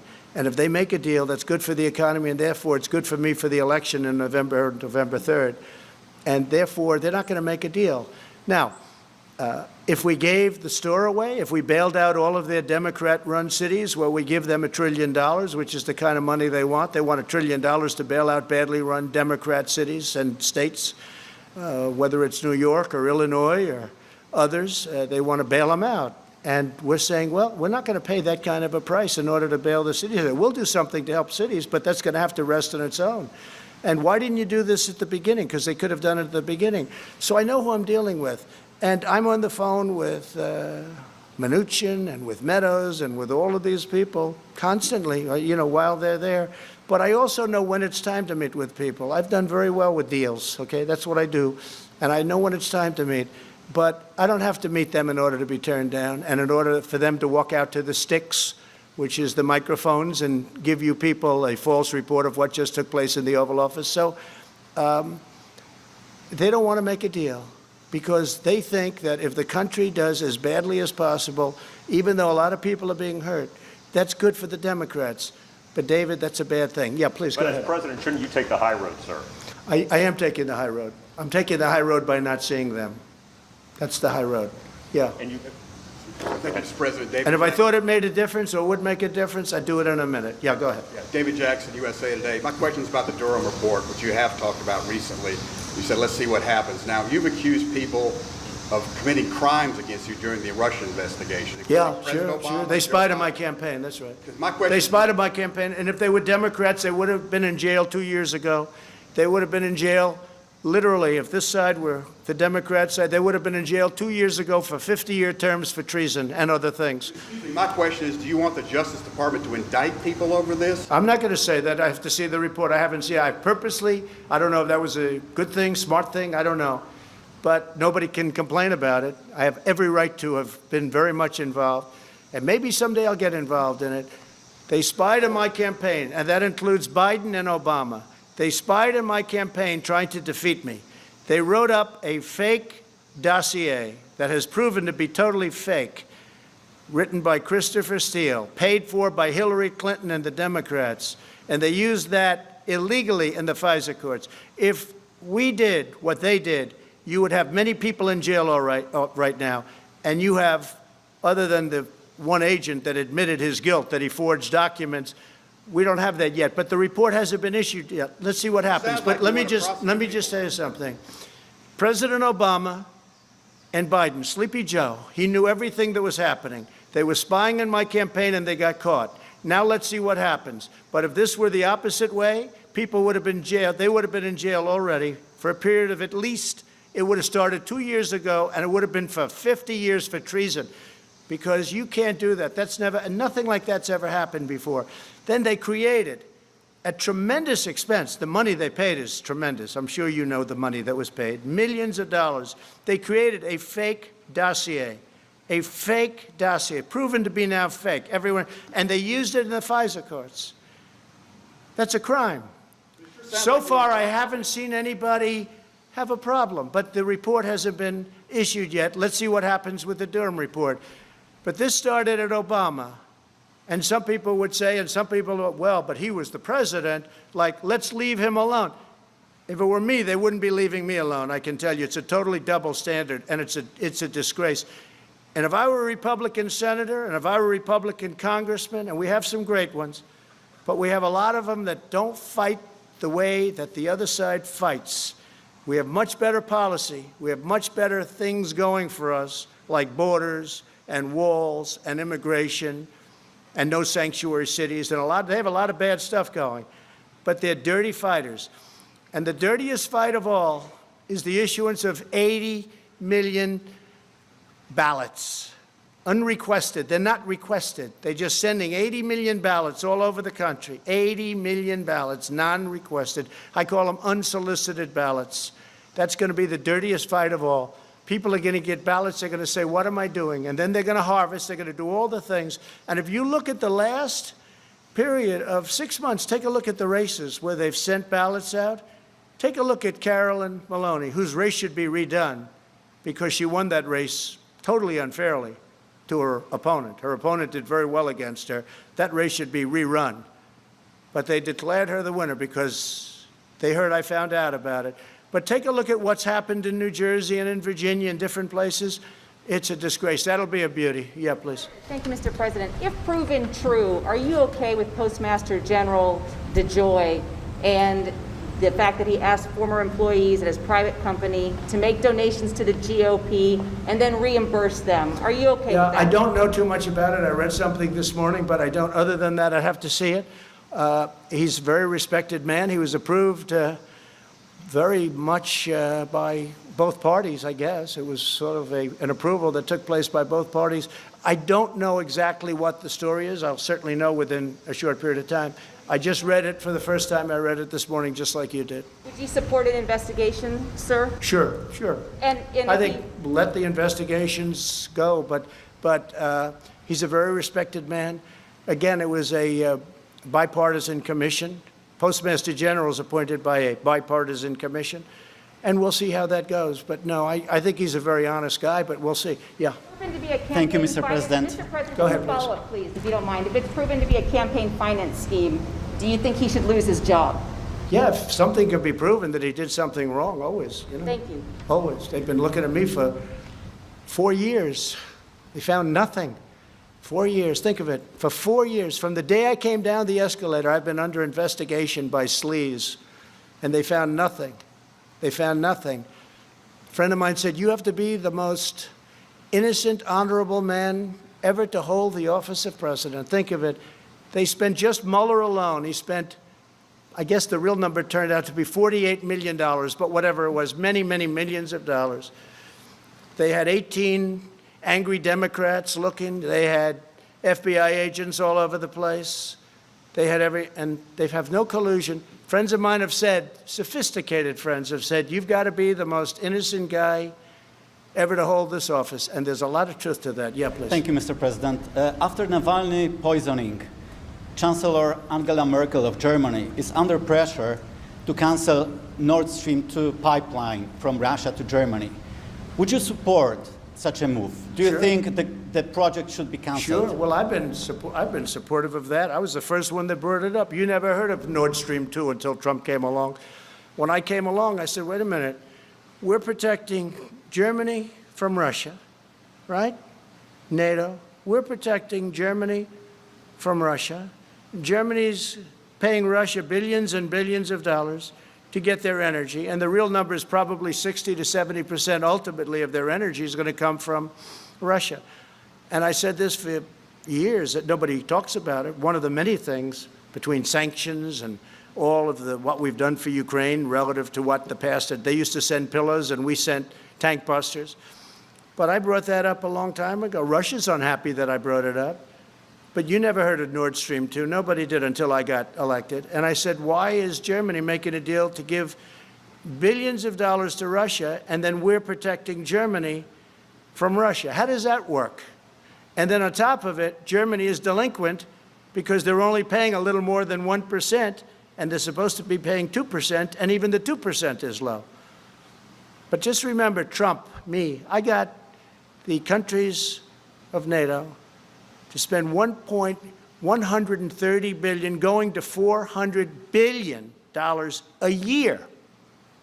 Think of it, $400 billion a year more for NATO. And the purpose of NATO primarily is Europe protection against Russia. Now they can use it for other, I guess, and they have a little bit in the Middle East, et cetera, et cetera. But I'm the one that did that. So, but nobody talks about that. Nobody talks about Nord Stream 2. The answer is absolutely if they feel that something happens. But I don't know that Germany's in a position right now, because Germany's in a very weakened position energy-wise. They're closing all their plants. They're closing their nuclear. They're closing their coal. They're closing a lot of plants. And they have put themselves in a very bad position, frankly. Very, very bad position. Yeah, please. President, can I follow up on Doug Mason's question? Have you asked John Kelly to publicly refute the Atlantic? And then can I ask something? No, I have nothing against John. I have nothing against anybody. No, I was very heartened to see that a friend of his, because I know Zach is a friend of his and worked for him, I was very heartened to see that Zach Fuentes came out with the statement that he did, I guess, late last night, that it was not true. Another question on this topic, Mr. President. Mr. President, what exactly is un-American about federal government training programs that are aimed at improving inclusivity? Well, we're going to do a report. Yeah, I fired those people. They're all gone. And it was a disgrace, frankly. And we're going to give you a big report that's going to make you very happy. All right. Yeah, please. Thank you. Darlene Superville, AP. You said a moment ago, they'll say anything. You were talking about Joe Biden and Kamala Harris and their comments about the vaccine. You have a No, they say worse. They say negative.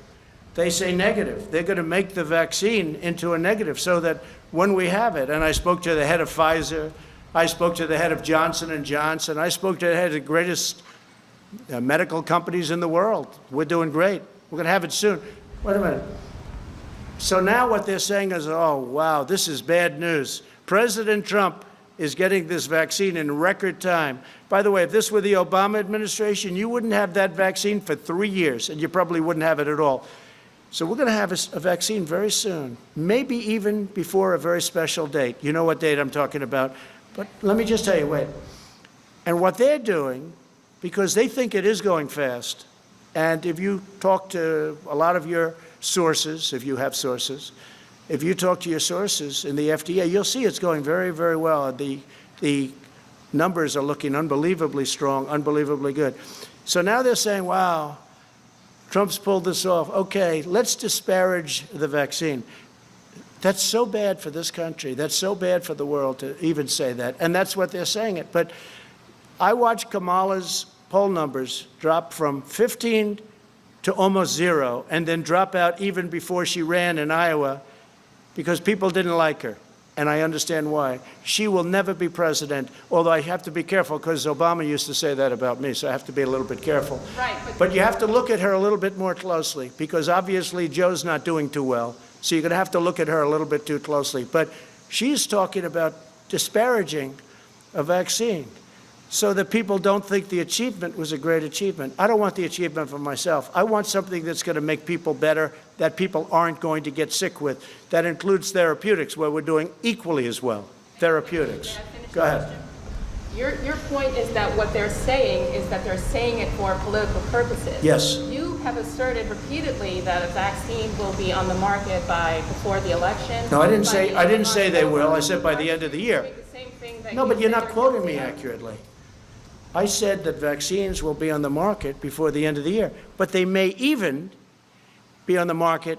They may even be developed and fully developed, tested, everything else. You know, we have 30,000 people in just one vaccine right now under test in very, very highly infected areas. So we're going to be able to get a good result one way or the other very soon. So I didn't say what you said. What I said is by the end of the year, but I think it could even be sooner than that. It could be during the month of October, actually.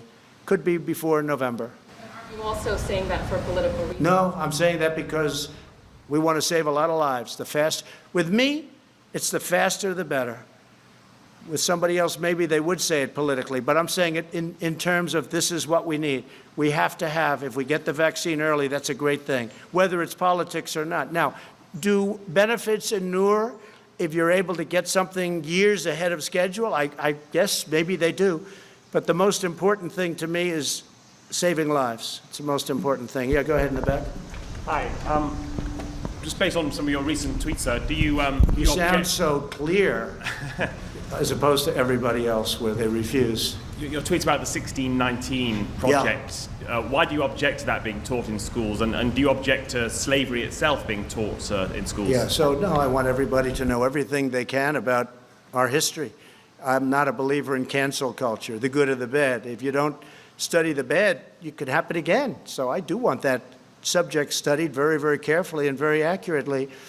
But we grew up with a certain history, and now they're trying to change our history, revisionist history. That's why they want to take down our monuments. That's why they want to take down our statues. I saw something the other day which was absolutely horrendous. Washington Monument, they want to rename it. The D.C. committee, but the D.C. committee is all Democrats. Abraham Lincoln, Thomas Jefferson. I mean, we're talking about, this is the big stuff now. This is the big stuff. And they want to rename it. They want to redesignate it. They want to take some down. No, we don't do that. Never going to happen with me, I guarantee you that. Well, I want to thank you all, and I just want to wish you a very happy Labor Day, and we're having tremendous success, whether it's on the vaccines, whether it's on the pandemic, the plague that came in from China that China should have never let happen, because I will never feel the same about China. And I just want to, again, wish you a happy Labor Day. Thank you very much, everybody. Thank you very much. Shout out to everybody watching the live show. You know what time it is. Okay, so for everybody has been asking, okay, so Genesis, what's up? What videos are we watching? These videos are throwback, okay? These videos are throwback to when former President Trump was the president of the United States. And I play these videos for you guys to, to sort of kind of see what sort of man he was or what type of president he was when he was the president of the United States. And I just want you guys to use your own inner voice, inner mind. Listen with an open mind. Don't judge. Just listen and hear his his words, and just listen to the speeches and see what he actually did. Okay, I'm not here to change your mind. If you want to vote for Kamala, absolutely wonderful. If you want to vote for Trump, Wonderful. I'm not here to tell you who to vote for. I'm just here to let you know that sometimes you got to be open minded to see both sides of the aisle. You can't just see from Trump's side and you can't just see from Kamala's side. You have to be able to see how was the economy when Trump was president? How was the border? Was there war in Ukraine? Was there war in Russia? Was there war in with the Palestinian people? Was there war with the Israeli people? You have to be able to see both sides. You can't just, you know, you have to compare and contrast. If someone says, yo, I want a promotion, okay, you want a promotion, then what have you achieved? You know, that's what Kamala is asking for. She's asking for a promotion from you guys. She wants your vote. So it's like, what have you achieved with your current status? What have you achieved as the current vice president? And as a former president, you want promotion. You want to go back into the White House. So what have you achieved? Then this is where I come in. This is where I come in to show you what he has done and some of the things he's spoken about. I personally, I like Trump's policy, especially like no wars, peace. That's all I'm for. I don't want wars and shit. All right. Thank you guys. Thank you for smashing the like button. Also, Paul, thank you for the Cash App. I really appreciate it. Even though Paul isn't voting for, I guess Paul is voting for Kamala, he still Cash Apped me. Paul, thank you so much. He says, thanks for what you do. Thank you so much, Paul. That means a lot to me. You didn't have to do it, but you did it. Thank you so much. All right, so the Cash App is right there. If you want to support the channel, God bless you. You don't have to, but if you want to, God bless you. All right, let's go. Next video. Always be safe. Remember. Thank you. Thank you, Paul. Been my friend for a long time. But thank you for that introduction. That says it all. You can say very shortly, but I think there's nobody that's ever done more, certainly in the position of president, for our great police. And it's an honor to be with you. And please sit down. Let's go have a good time. And Paul, I want to thank you for nearly 4 decades of exceptional service in the line of duty.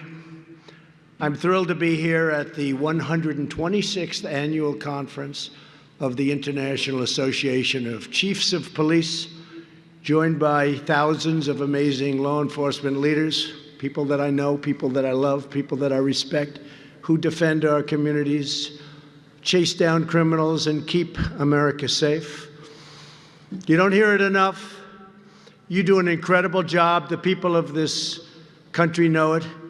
And the people of this country love you. You don't hear that from these people back here, but they love you. You don't hear it from the fake news. The fake news doesn't like talking about that, but they love you. Every day of my presidency, I will be your greatest and most loyal champion. I have been, and I will continue to be. It was a tremendous weekend.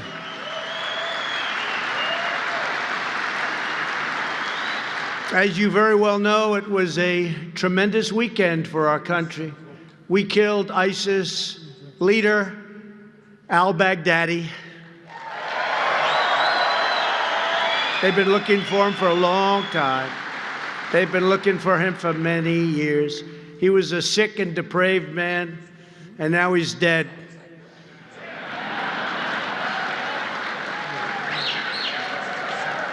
He's dead. He's dead as a doornail. And he didn't die bravely either, I will tell you that. He should have been killed years ago.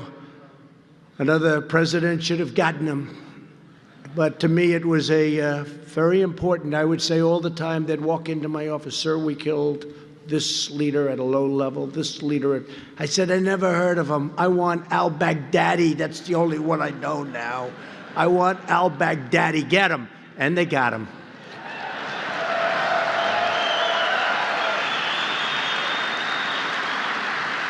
But he was big time. He built the ISIS caliphate. You hear about ISIS, that was him. It was once the physical size of the state of Ohio and had 7 million people, and it was growing big, big, big.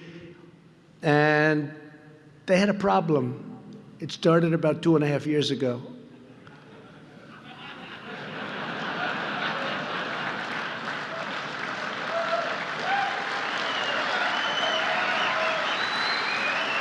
And during my administration, we all together destroyed the caliphate 100%. Remember, I got it down to 97%. And I said, all right, let's go home. And then those people started saying 100%. You know, before me, they didn't care. But now they say, what about 100%? And we met some great generals. I learned a lot about generals. I met some good ones, and I saw some bad ones, some that didn't have what it takes, and others that had more than anyone would have thought. And it was supposed to take a year, maybe even 2 years, and I said to one of them, how long will it take? Think we can do it in 1 week, sir? He was a little more like you. But we have now tens of thousands of ISIS prisoners under tight supervision. And now we want the countries in the region to police their own borders. We don't want to be a policeman in this case of two countries that haven't gotten along for centuries. But we're keeping the oil. Remember that. I've always said that. Keep the oil. We want to keep the oil. $45 million a month. Keep the oil. We've secured the oil. This morning, we are delighted to be joined by a lifelong friend of our brave police. Incredible guy, tough guy, and somebody with a tremendous heart also. But he is strong. He can take it. Attorney General William Barr. Where is William Barr? Where is he? Where is he?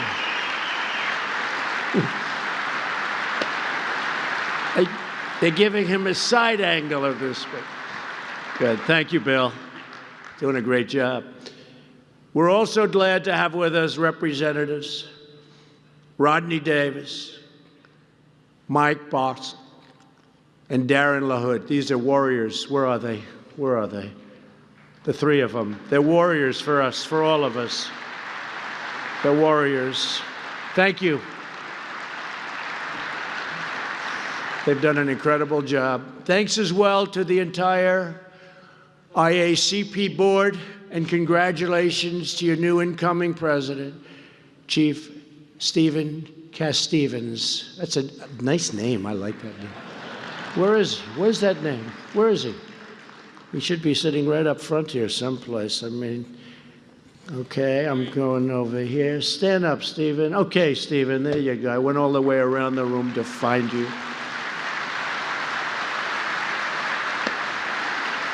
Thank you very much. Congratulations, incredible group. And I hear you're an incredible leader. Thank you very much. And thank you also to the international law enforcement partners who join us together. Our nations ensure the rule of law prevails in the entire civilized world. We work together.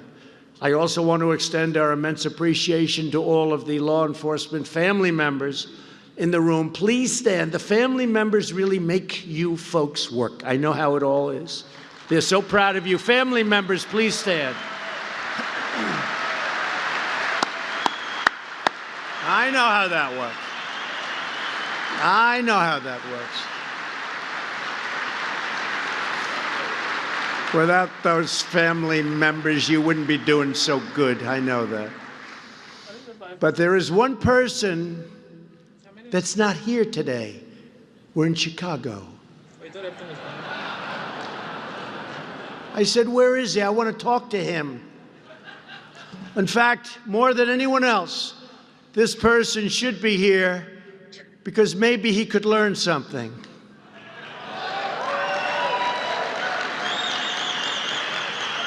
And that's the superintendent of Chicago Police, Eddie Johnson. A few days ago, Johnson said, quote, the values of the people of Chicago are more important than anything President Trump would have to say. I don't think so. NJ Real.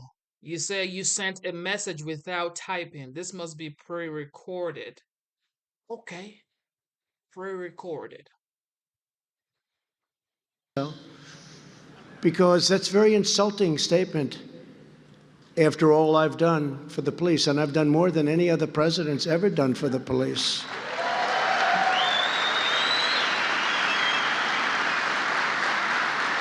Over 100 years we can prove it, but probably from the beginning. And here's a man that could not bother to show up for a meeting of police chiefs, most respected people in the country, in his hometown, and with the President of the United States. And you know why? It's because he's not doing his job. Last year, 565 people were murdered in Chicago. Since Eddie Johnson has been police chief, more than 1,500 people have been murdered in Chicago, and 13,067 people have been shot. During the first weekend of August 2019, 7 people were murdered and 52 were wounded in 32 shootings in Chicago. And recently they had 78 shootings over a weekend spree and 3 people killed. And Chicago has the toughest gun laws in the United States. That doesn't seem to be working too well, does it? And a lot of you people know exactly what I mean. But under Johnson's leadership, they certainly don't protect people. Then you have the case of this wise guy, Jesse Smollett, who beat up himself.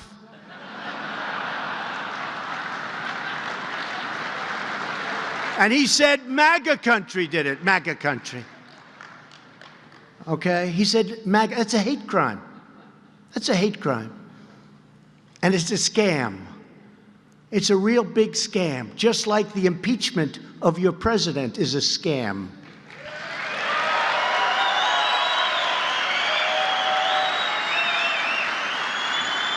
And then you look what's going on. Smollett is still trying to get away with it. He would have been better off if he paid his $100,000 bill. Chicago is, unfortunately, the worst sanctuary city in America. Chicago protects criminals at a level few could even imagine. Last year in Cook County alone, ICE asked local law enforcement people to please, pretty please, we beg you, we'll do anything necessary to stop crime. We want to stop crime. Please detain 1,162 people, please. But in each case, the detainer was denied. And Eddie Johnson wants to talk about values. No.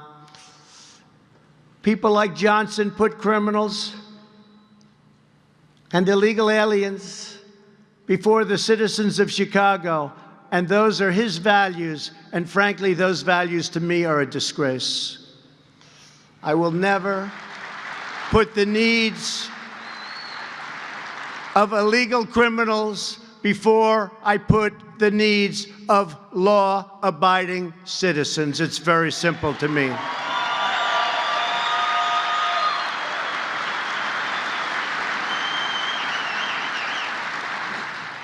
So when Eddie Johnson and many other people from lots of other regions and areas support sanctuary cities, it's really, in my opinion, a betrayal of their oath to the Shield and a violation of his duty to serve and to protect the courageous police officers of Chicago. And I know some of them, and they're the most incredible people.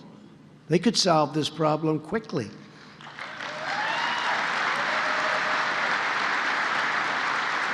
It's embarrassing to us as a nation. All over the world, they're talking about Chicago. Afghanistan is a safe place by comparison. It's true. Police officers of Chicago are entitled to a police superintendent who has their backs and knows what he's doing. You're entitled to a police superintendent who sides with you, with the people of Chicago. The people want this. And with the families of Chicago, not the criminals and the gang members that are here illegally, and not the stupid politicians that have no idea what the hell they're doing.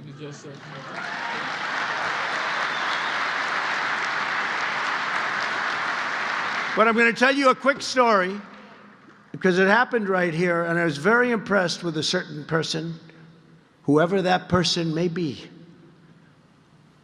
I'm sure that we could find him. But about 3 years ago, I was leaving Chicago, and I was accompanied by a massive motorcycle brigade of policemen. And to do that, they have to volunteer, because I guess most places say you have to volunteer. Well, I had a lot of volunteers, I'll tell you, hundreds and hundreds of them. Other candidates have none. It's almost like a free poll. I had hundreds of them. Chicago was in the news a lot, just like it is now, because of all of the killings going on and all of the shooting and all of the horrible things happening. When I arrived at the airplane, the police officers asked whether or not it would be possible to have some pictures. And before I won the election, I could do that. I would do that routinely. Now I think Secret Service has a little bit of a problem. It was up to me, I'd do it. But it was just before, might have even been president-elect, wasn't long ago. The leader of the brigade was this really powerful, strong-looking guy, big booming voice, and he was definitely the boss. Do we know what that means? He was the boss. Put your cycles over here. Come on, let's go. He's going to take a picture. Come on, let's go. Hurry up. Come on. And yet they all loved him. They love Vince Lombardi. They love Belichick, right? They love Coach Belichick. They love certain people. It's called respect. But he was very respectfully shouting at his men and, come on, let's go. And they were doing exactly as he said. He was the guy. Just as I'm boarding the plane, I asked this man, I had a lot of respect for him myself because I saw the way he was. It wasn't doing anything wrong. He was just the boss, who was a respected person. I said, excuse me, come here. What the hell is happening in Chicago? He said, it's very sad, sir, very, very sad. I hate to see what's going on. I love this city so much. I hate it. I asked him, what do you think the problem is? And he said, there's no leadership from the mayor, and there's none at the top of the police department. They're afraid to do anything. He said, we have great police, sir, the best in the country. And you all feel that about your own police. But he said that. He said, but we don't have the leadership at the top. It's so sad. I said, you're a tough guy. How long do you think it would take you to fix this killing problem in Chicago? He looked at me and said, one day, sir. These cops are great. They know all the bad guys, sir. They know exactly what to do. We could straighten it out so quickly that your head would spin. I left very impressed, whether it was one day, 1 week, or 1 month. There was no doubt he could have done it. And I actually told the story numerous times, and I actually sent his name in to somebody involved with Chicago. And that's the last time I ever heard of that man. He's probably got a good job someplace outside of a police force. I'm sorry to do that to you, but he's happy. He's happy. So he doesn't have to put up with the nonsense that you have to put up with. But I thought, there's a guy who could be your police superintendent and do a hell of a job. He'd straighten things out. So that was years ago, and I was just thinking about it. I just thought about it on the trip over. I said, I'm going to Chicago, and I want to tell the story because it was, to me, a great story. Because you could fix this up so fast.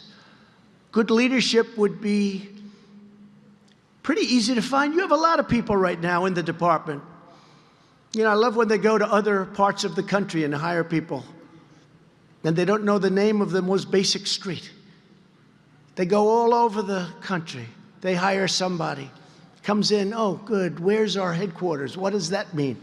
Where's it located? You have incredible people in the police department, Chicago.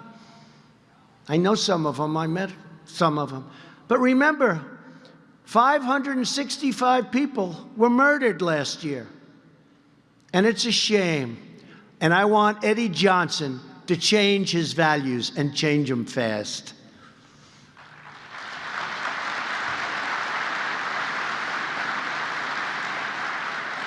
Today, we're here to report on the outstanding progress we've made to combat violent crime and restore peace and safety to American cities. And most cities are setting records for good crime numbers. In the years before I took office, outrageous slanders on our police went unanswered and unchallenged from your leaders in Washington. You know that very well. Radical activists freely trafficked in vile and anti-police hostility, and criminals grew only more emboldened as a result. In the 2 years before my election, violent crime increased 8%, murders were up by more than 20% and going a lot higher nationwide. The steepest 2-year consecutive increase in over 50 years.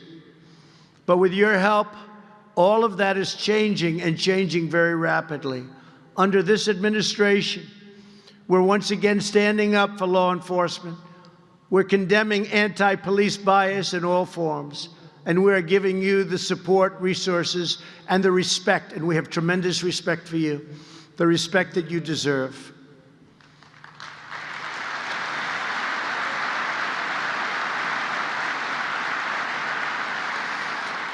Together, we have taken bold action to reverse the tide in violent crime.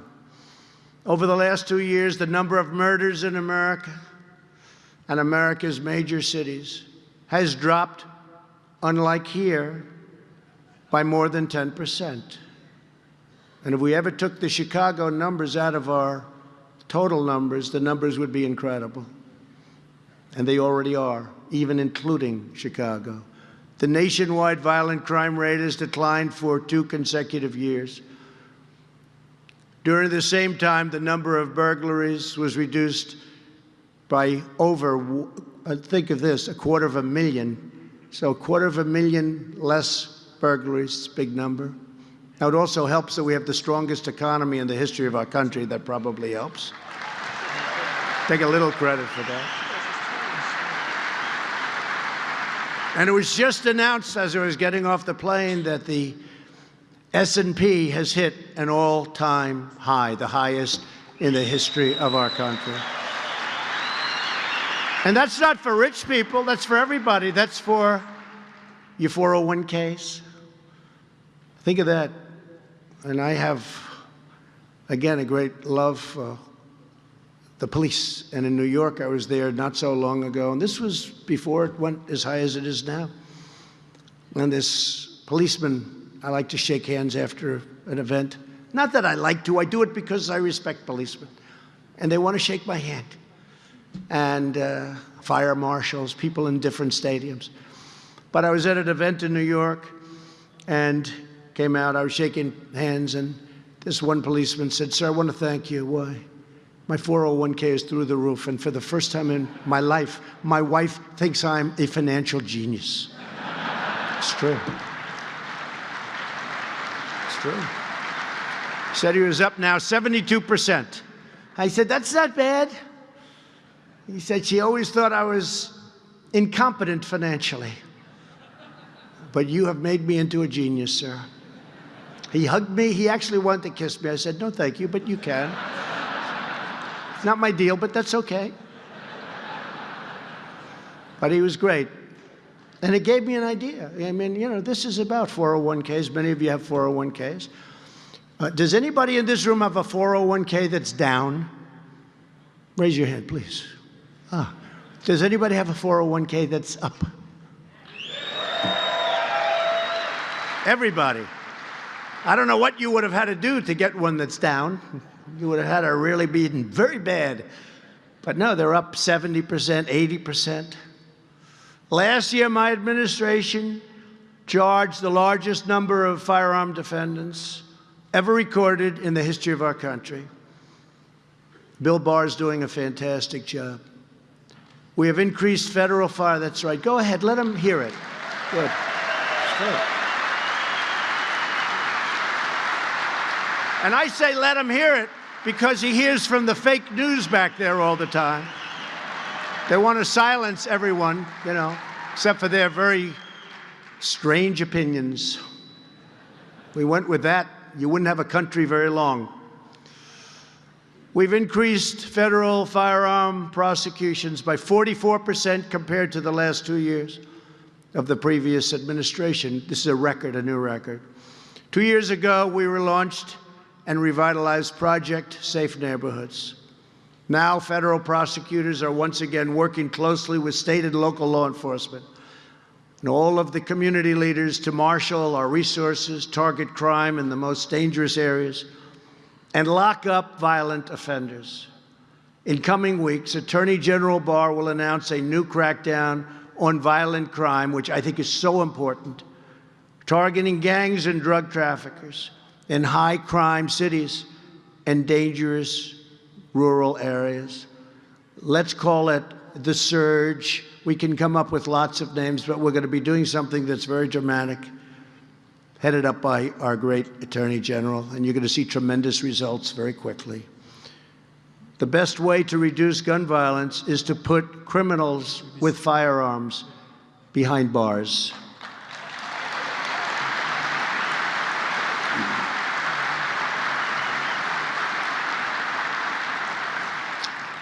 And just so you understand, because I think there is no stronger protector than me, we will always protect our Second Amendment. Always. My administration has also curtailed the harmful and intrusive use of federal consent decrees, which wrongly give meddlesome officials in Washington, D.C., immense authority to tie down local police departments and make it very difficult to do their work. No longer will federal bureaucrats micromanage your local police. And we will work with, upon request, local police to help them, not to hinder them. And we're waiting for a call from Chicago, because there's no place that we would rather help than Chicago. To reduce people going back to prisons and to help nonviolent inmates successfully rejoin society. Last year, we passed historic bipartisan criminal justice reform. It's been very successful. They've been trying to get it passed for a long time. We had conservatives, super conservatives, very liberal people, Republicans, Democrats, we had a lot of people. And I'm especially grateful to the help of Chief Sell of the IACP, fantastic man, as well as Pat Yose and Jim Pasco of the Fraternal Order of Police in achieving this landmark breakthrough. As you know, in recent years, our country has seen a dangerous trend of criminals assaulting police. We don't like that. Last month, Chicago police officer Adam Wozni was serving an arrest warrant for a man suspected of shooting a woman when the suspect opened fire and shot Adam multiple times. He was very, very badly hurt. Adam's fellow officers chased down the gunman while Adam stemmed the bleeding from his wound, almost died. After a month in the hospital and multiple surgeries after that, Adam recently came home to his wife, Annie, and to his 2 young children, so badly hurt.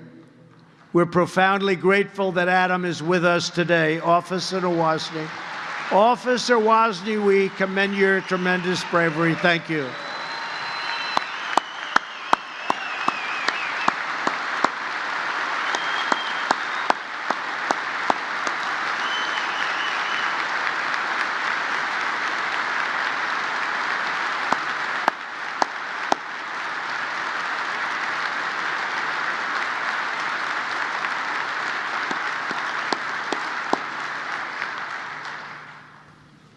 Thank you, Adam. You look good to me. You look very handsome. If I had a face like that, I would have been president 10 years earlier.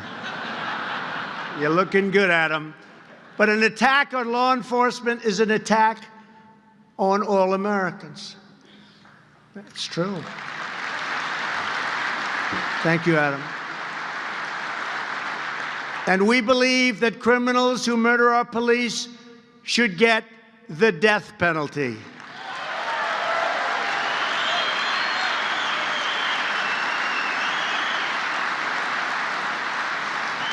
To help keep you safe, I've made $600 million worth of surplus military equipment available to local law enforcement. If you remember, the previous administration didn't want to do that. Nobody knew why. Sitting in warehouses, getting older and dustier. And we pay a lot of rent to a lot of landlords all over the country. So someday I said, you'll explain. Actually, I do know why. Because they didn't want to make you look so tough. They didn't want to make you look like you're a threat. I said, that's okay. We want to protect our police. And we made it available. And we've provided nearly $29 million to train more than 80,000 police officers.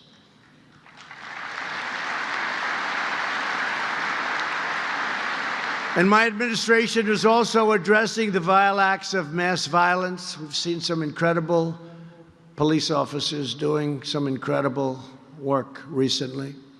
A few weeks ago, Attorney General Barr sent a letter to all law enforcement agencies announcing that he will lead an effort across the government to use the most proven methods of fighting terrorism and violent crime to identify, assess, and engage potential mass shooters before those shooters strike.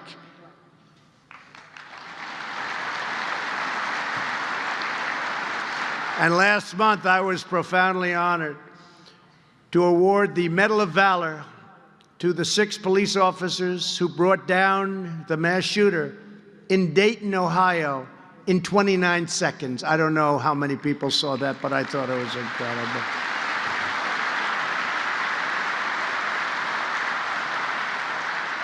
And he did a lot of destruction, but it would have been the worst in history.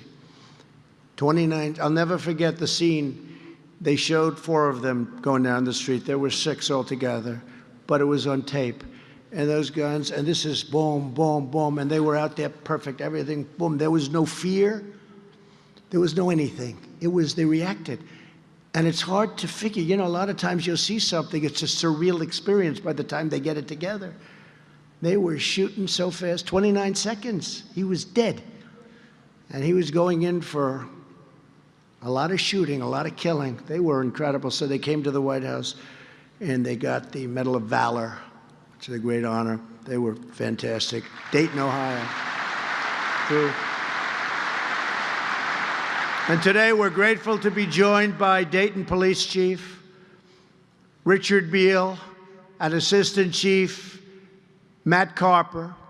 And we commend your department's sterling professionalism. And that's a great state you're in, Ohio. We love Ohio. And what you did in Dayton and the way those police officers acted, and so quickly.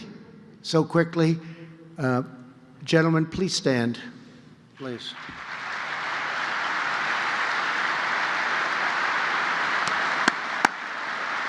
Come up here. Come up here. Come up. Come on up here.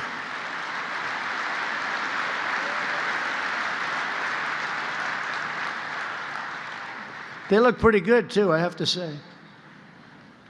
You guys were unbelievable, your people. Say a couple of words, please.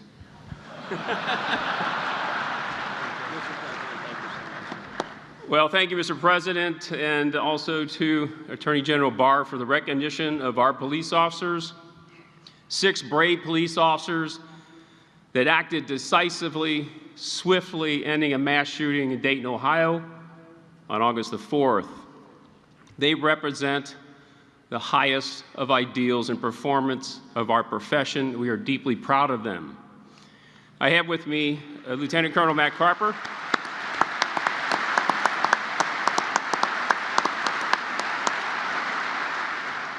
He was the acting police chief in my absence when I was in Washington, D.C., before I could return back to Dayton, Ohio, and he was the senior commander on this scene in those very early hours of August the 4th, helping to coordinate the response, the initial response of more than 100 police officers regionally to respond to that scene and perform the very vast duties that were required at that time. I am deeply grateful to him and his leadership. The Dayton community is grateful for his leadership and for all of those dedicated law enforcement personnel that responded at early morning hours to do that very duty that they're required to do and do in such a professional manner. So my gratitude to Matt Carper for all his leadership.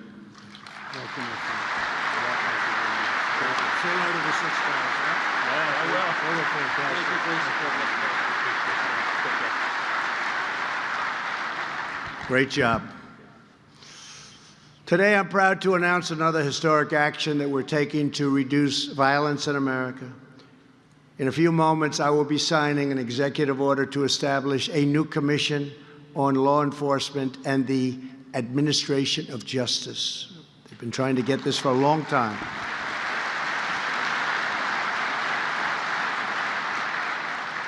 This commission will be tasked with providing concrete recommendations to address some of the systemic challenges that burden law enforcement, including homelessness and mental illness. This includes supporting the ability of law enforcement officers to ensure troubled individuals receive the mental care they need. The commission will provide concrete recommendations, and it will study the best practices to recruit, retrain, hire, train, and provide for health, safety, and the well-being of law enforcement officers. We want to take care of our law enforcement officers.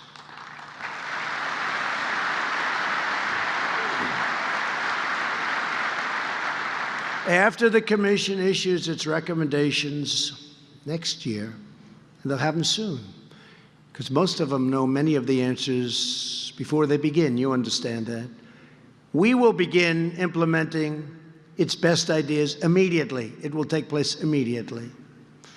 Since I took office, we have harnessed the entire federal government to combat the drug addiction epidemic. And last year, drug overdose deaths fell for the first time in nearly 31 years. It's a great thing. I want to thank Acting Drug Enforcement Administrator Uttam Dillon, who joins us today, and almost every person in this room for working together to end this horrible plague. This is a plague not only of this nation, this is all over the world. To stop the flow of deadly drugs into our communities, we're also taking dramatic action to secure our southern border. Illegal crossings are down 60% since May. And we are building the wall faster, bigger, better than ever even anticipated. It's going up now. And I want to thank our military. Our military has been great. The Army Corps of Engineers, all of the folks in the military have been fantastic, but that wall is going up at a rapid pace. And we'll have anywhere from 400 to 500 miles built by the end of next year. That'll have a tremendous impact. And as you know, the other side knows that, but I made one big mistake on the wall. I should have said, I do not want the wall, and they would have insisted that we build it. Big mistake. I should have said, I want no money to go to the wall, and they would have thrown money at it like you wouldn't believe. But our military came through, and it's going up great, and it's top of the line. Acting Commissioner of U.S. Customs and Border Protection, Mark Morgan, joins us today. And I want to thank Mark and all of the members of Border Patrol for the extraordinary work to defend our homeland and protect our nation. If Uttam is there and Mark, just come up here for a second. I want to show you. I don't want you to talk because I have to get out of here. First time ever. But you know what? Because it's you, I'll stay as long as you want me. Come on up. Come on up. Come on up. Two great people.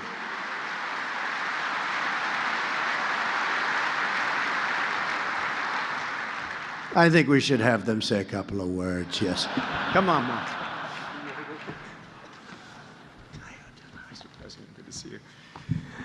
Mr. President, on behalf of the brave men and women of the Drug Enforcement Administration, who I am privileged to lead, thank you for your constant and incredible support of our mission, and thank you for your support of all of law enforcement. Thank you, sir.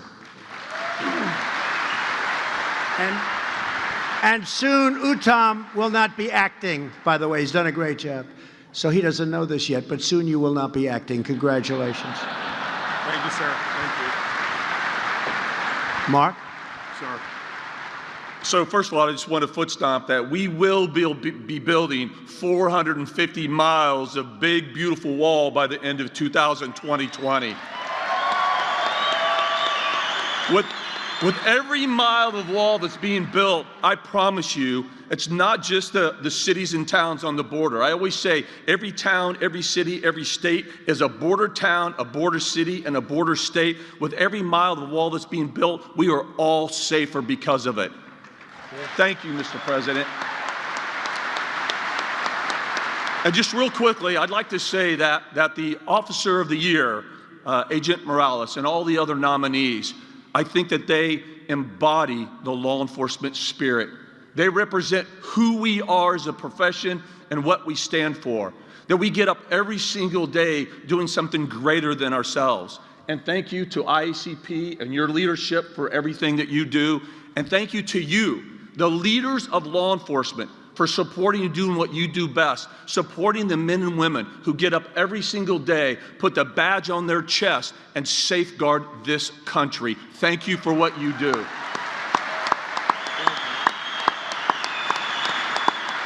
And Mr. President, thank you, Mr. President, for your support.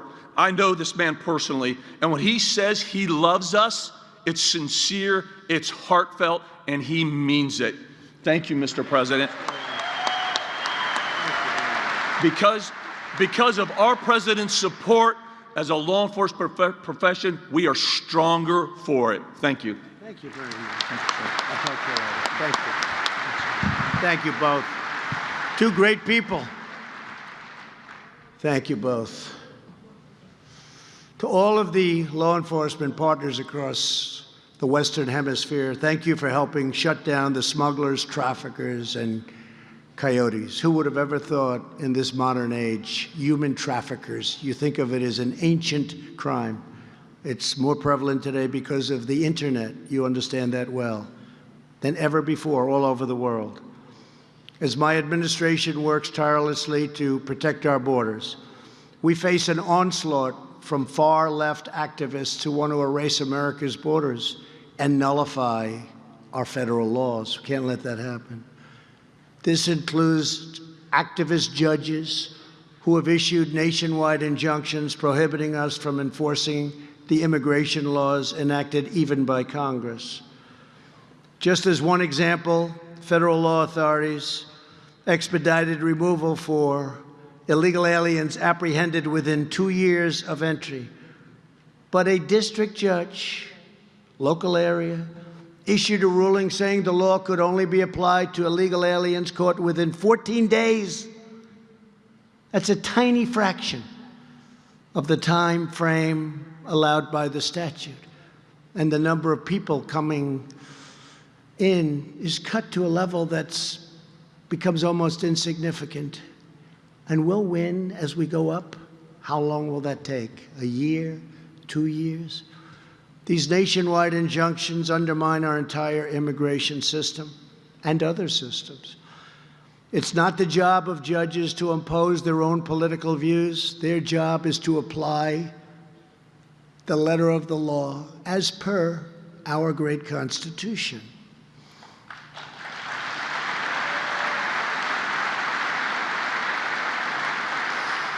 That is why I have already had appointed and approved 158 brand new federal judges and Court of Appeals judges who are committed to upholding the laws and the Constitution as written. We should soon be up to 182. We're way over record territory. Nobody's seen anything like it. I want to thank you, President Obama, for giving me 142 open judges. How you allowed that to happen is beyond me. It's beyond me. Thank you, President Obama, very much. Everybody in this room thanks you. We'll have 182 very shortly. In cities such as Philadelphia, Boston, and here in Chicago, we have also seen a growing number of radical politicians and prosecutors who refuse to enforce the law. You've heard about that. For example, local prosecutors have declared that they will not charge certain offenders, including many theft and drug crime offenders. They just won't charge them. This is a fundamental violation of their sworn duty. The most dangerous and shameful attacks on the rule of law comes from and in the form of sanctuary cities.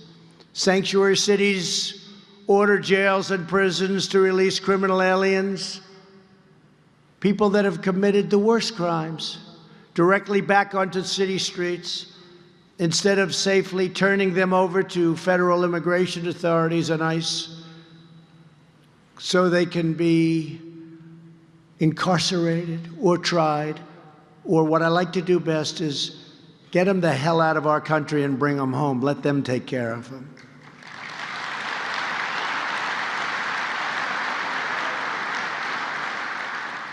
As you know, countries love sending their worst to us because they don't have to bother with them. They don't have to jail them.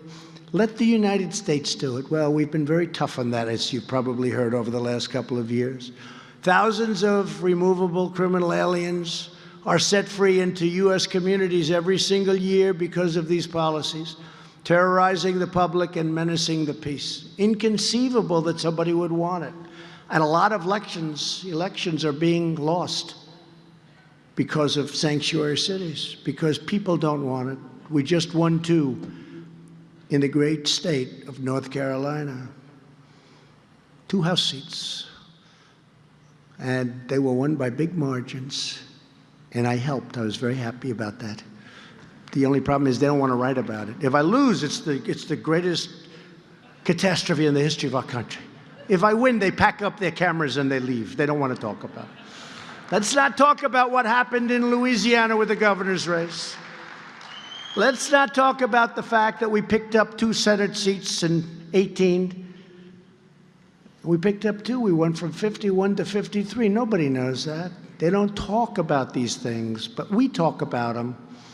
And hopefully we talk loudly enough so people understand what's going on and how well we're doing. Last year alone, here in Illinois, local officials blocked ICE detainers for illegal aliens responsible for hundreds of offensive, including homicide, trafficking deadly drugs, trafficking humans, robbery, and sexual assault. Just a few weeks ago, near Seattle, Washington, a county jail released an illegal alien MS-13 gang member, the worst, who they previously refused to hand over to ICE. And by the way, ICE, they're heroes, they're patriots, they're tough, they're strong, they're great. Who would do that job? Who would do that job? These are warriors, and they love our country, by the way. This man went on to murder a 16-year-old boy with a baseball bat who didn't do anything. He was a young child who was on his way to a beautiful future. He didn't do anything. He murdered him with a bat. Last year, on the day after Christmas, America grieved when California police officer Ron L. Singh was murdered by a criminal alien, a known gang member, a tough guy with 2 prior arrests for bad things, who was released due to sanctuary city laws. Not one more American life should be stolen from us because a politician puts criminal aliens before American citizens.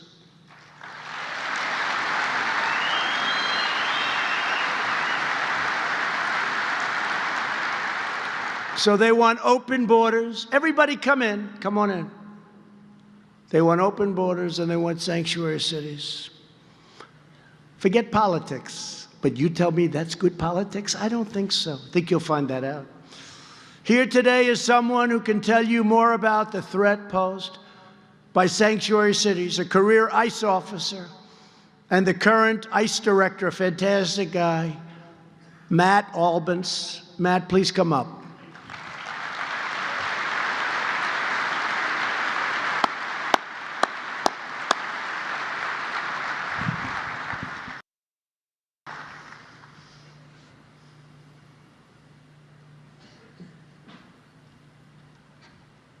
Thank you, Matt. Thank you, Mr. President.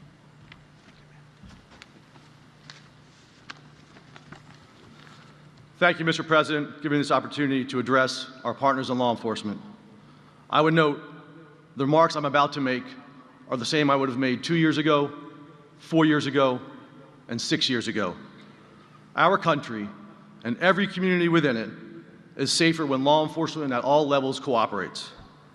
There is significant human cost to sanctuary laws and policies, which ban local law enforcement agencies from working with ICE, to include even the simple sharing of information about criminals in their custody. Laws and politics like these make us less safe. It's plain and simple. It's past time to put aside the political rhetoric and listen to the facts. And the fact is, people are being hurt and victimized every day because of jurisdictions that refuse to cooperate with ICE. As law enforcement professionals, it is frustrating to see senseless acts of violence and other criminal activity happen in our communities. Knowing that ICE could have prevented them with just a little cooperation, and the type of cooperation we seek is simple. We don't ask any law enforcement agency to enforce federal immigration law. We merely ask law enforcement agencies to honor ICE detainers, which until recently, most agencies did for over half a century. Hold that person for a brief period of time, notify us when they're getting ready to release, and turn them over to us in the safe confines of your detention facility. Our detainers are issued based on probable cause, the exact same standard that every law enforcement agency in the U.S. here operates under. And the fact is that 70% of the civil arrests that ICE makes are at local jails and state prisons across the country. But we used to make more before sanctuary laws or policies prevented us from doing so, leaving us with no choice but to expend significant additional resources to locate and arrest criminal aliens and other immigration violators in the community. It's less effective, it's more disruptive, and it makes us less safe. There will be criminals we don't find, and often when we do, it's after they've been arrested for another subsequent criminal violation. These are preventable crimes, and even more importantly, preventable victims. How many billions of dollars has law enforcement spent on crime protection and crime prevention? You want to prevent crime? Help us get the criminals out of your communities.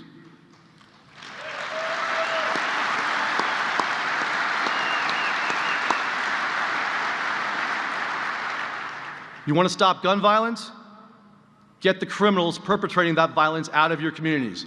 Last year, ICE arrested 11,000 people with weapons violations, and those are gone from the country now.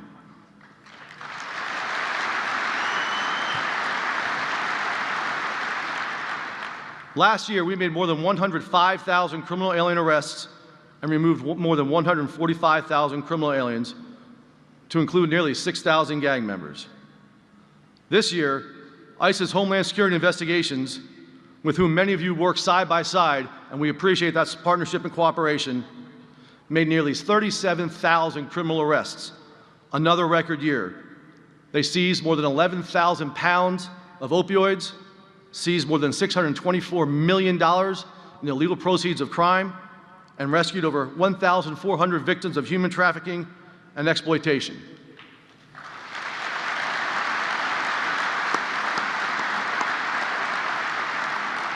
We have many of HSI's special agents in charge and headquarters leadership here with us today, and I'm honored to have the privilege of representing them and the tremendous work that their special agents, their analysts, our attorneys, their task force officers, and support personnel do on behalf of this country.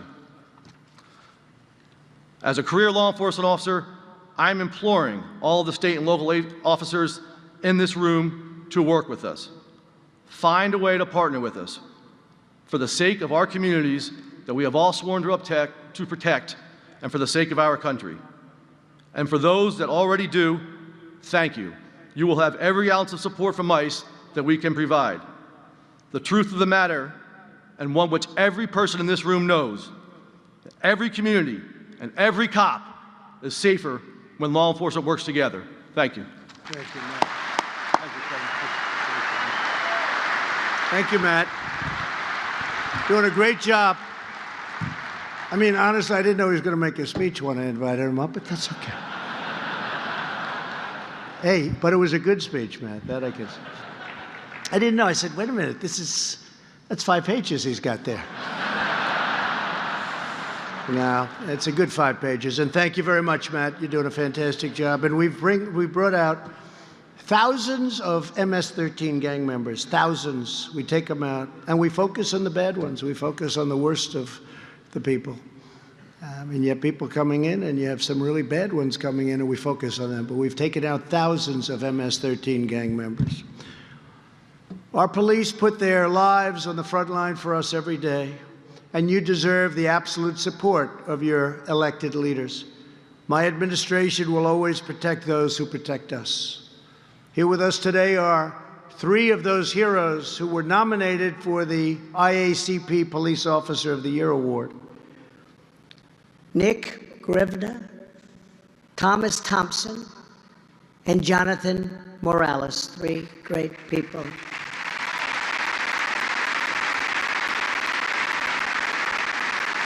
When Minnesota, I just left Minnesota, what a great place. When Minnesota officer Nick Grivna responded to an active hostage situation, he found the killer holding a knife to the victim and putting himself in grave danger for very specific reasons.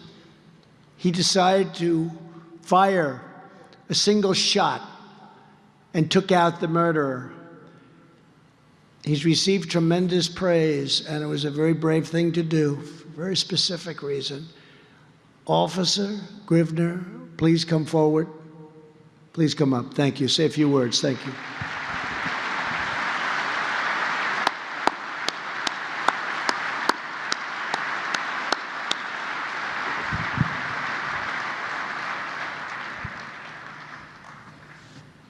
Great job.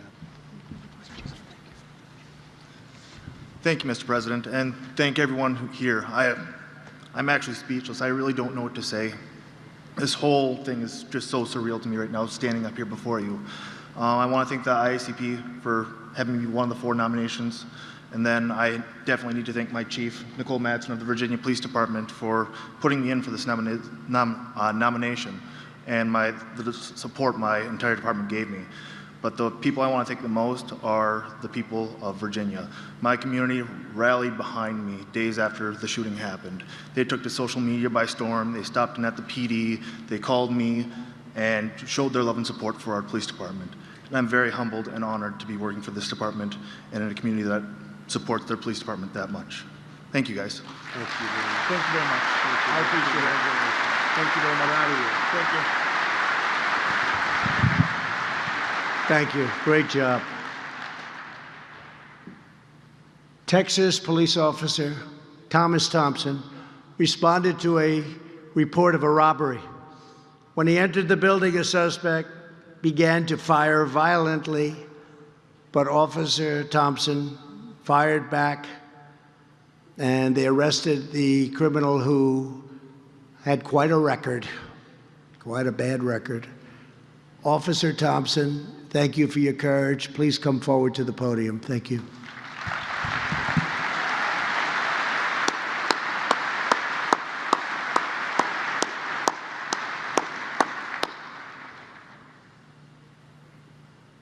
Great job.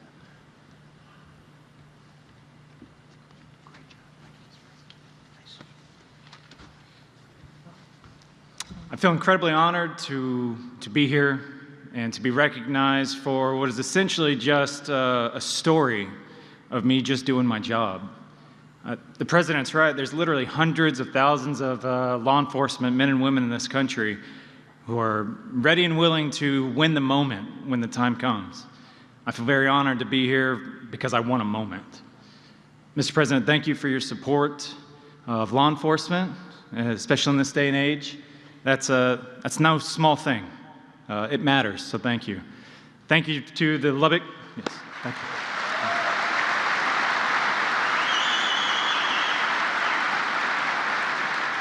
I want to say thank you to the City of Lubbock, to the Lubbock Police Department for supporting me through a very difficult time.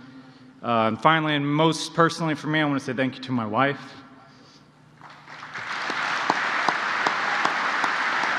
You're my rock and you're my best friend. I love you. Thank you. Thank you. Fantastic. Thank you. Thank you very much. Great.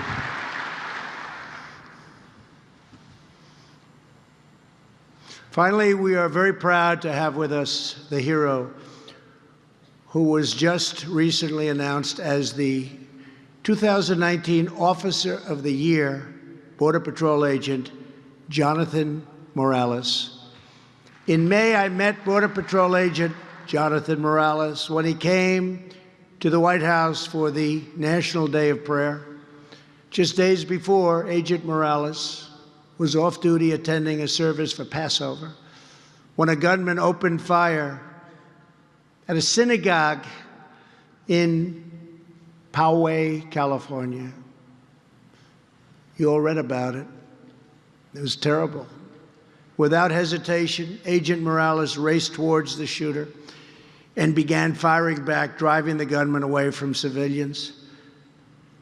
Agent Morales' swift and selfless action helped save many, many lives. That was terrible. I just want to say it's great to meet you a second time, Agent Morales, and your courage and strength is really appreciated and so respected by the entire nation. Would you please come forward?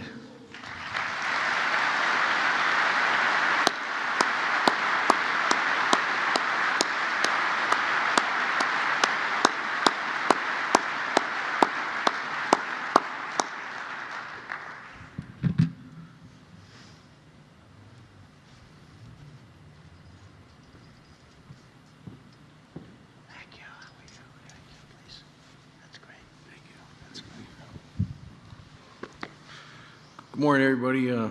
Thank you, Mr. President, also for being here with us. You're our biggest supporter in Border Patrol, and we all know in this day we need all the support and help we can, so our agency really appreciates what you do.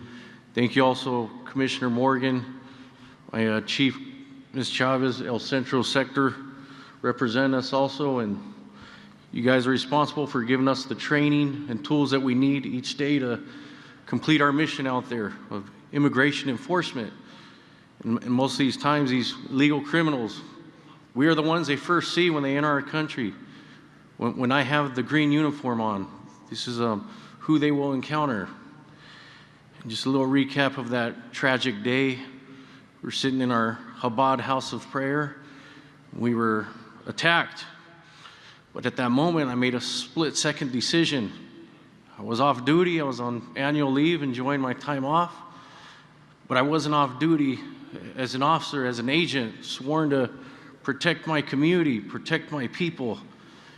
And I immediately went into action, and I did what I could to save as many people possible, and this terrorist who attacked us ran away like a coward, didn't even bother to challenge me or engage me and return fire. And, I'm grateful to Hashem, and also on behalf of Rabbi Goldstein and the Chabad Poway community, that they thank you also for your support and love for our community also, so thank you. And all my fellow officers out there, always be safe. Remember, can't be complacent even on our off duty, because that's when it always happens, when we least expect it. Like I said, always be safe out there, and we never are off duty. When we take the uniform off, our mindset, we're still prepared for worst case scenario. So thank you all. Thank you. Thank you, man. Thank you. Proud of you. Let me help you with this. Thank you.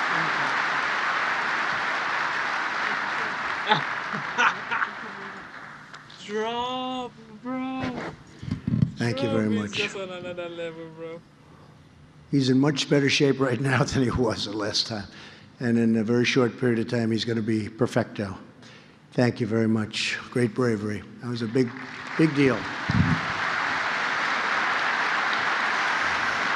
Each one of these heroes represent the selfless service of more than 685,000 law enforcement officers all across our country. Every day, Americans get up and go to work. Our children go safely to school, and our families sleep soundly at night because the people in this room stand guard. You risk your lives, and you save countless others. And I've always heard you risk your lives for, in many cases, people you don't know, people you've never met. It's an incredible thing. And I have to say, in concluding, you have no idea how much the people of this country love you and respect you.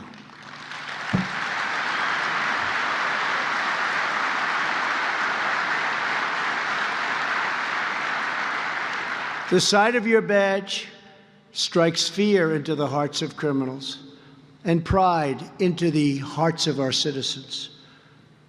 When children hear the sirens of your patrol cars, they race to catch a glimpse because they know that you are the heroes of their streets. And in many cases, they know that's really what they want to do someday. That's what they want to be. That's what they want to do. They want to be a police officer.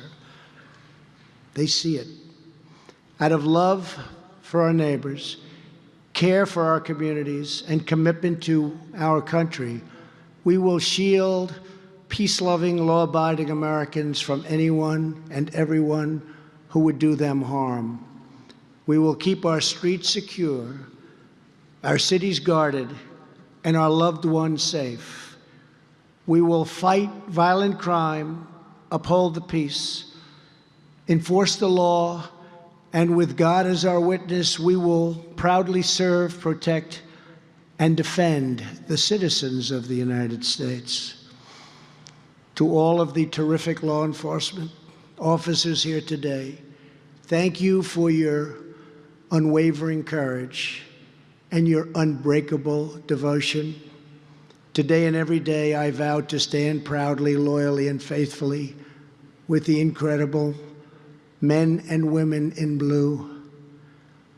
Now I would like to invite the Attorney General of the United States and the IACP and FOP leadership to join me on stage while I sign our new Commission on Law Enforcement. God bless you, and God bless our great law enforcement, our police officers. God bless our military, and God bless America. Thank you all very much. Thank you. Thank you. Thank you very much.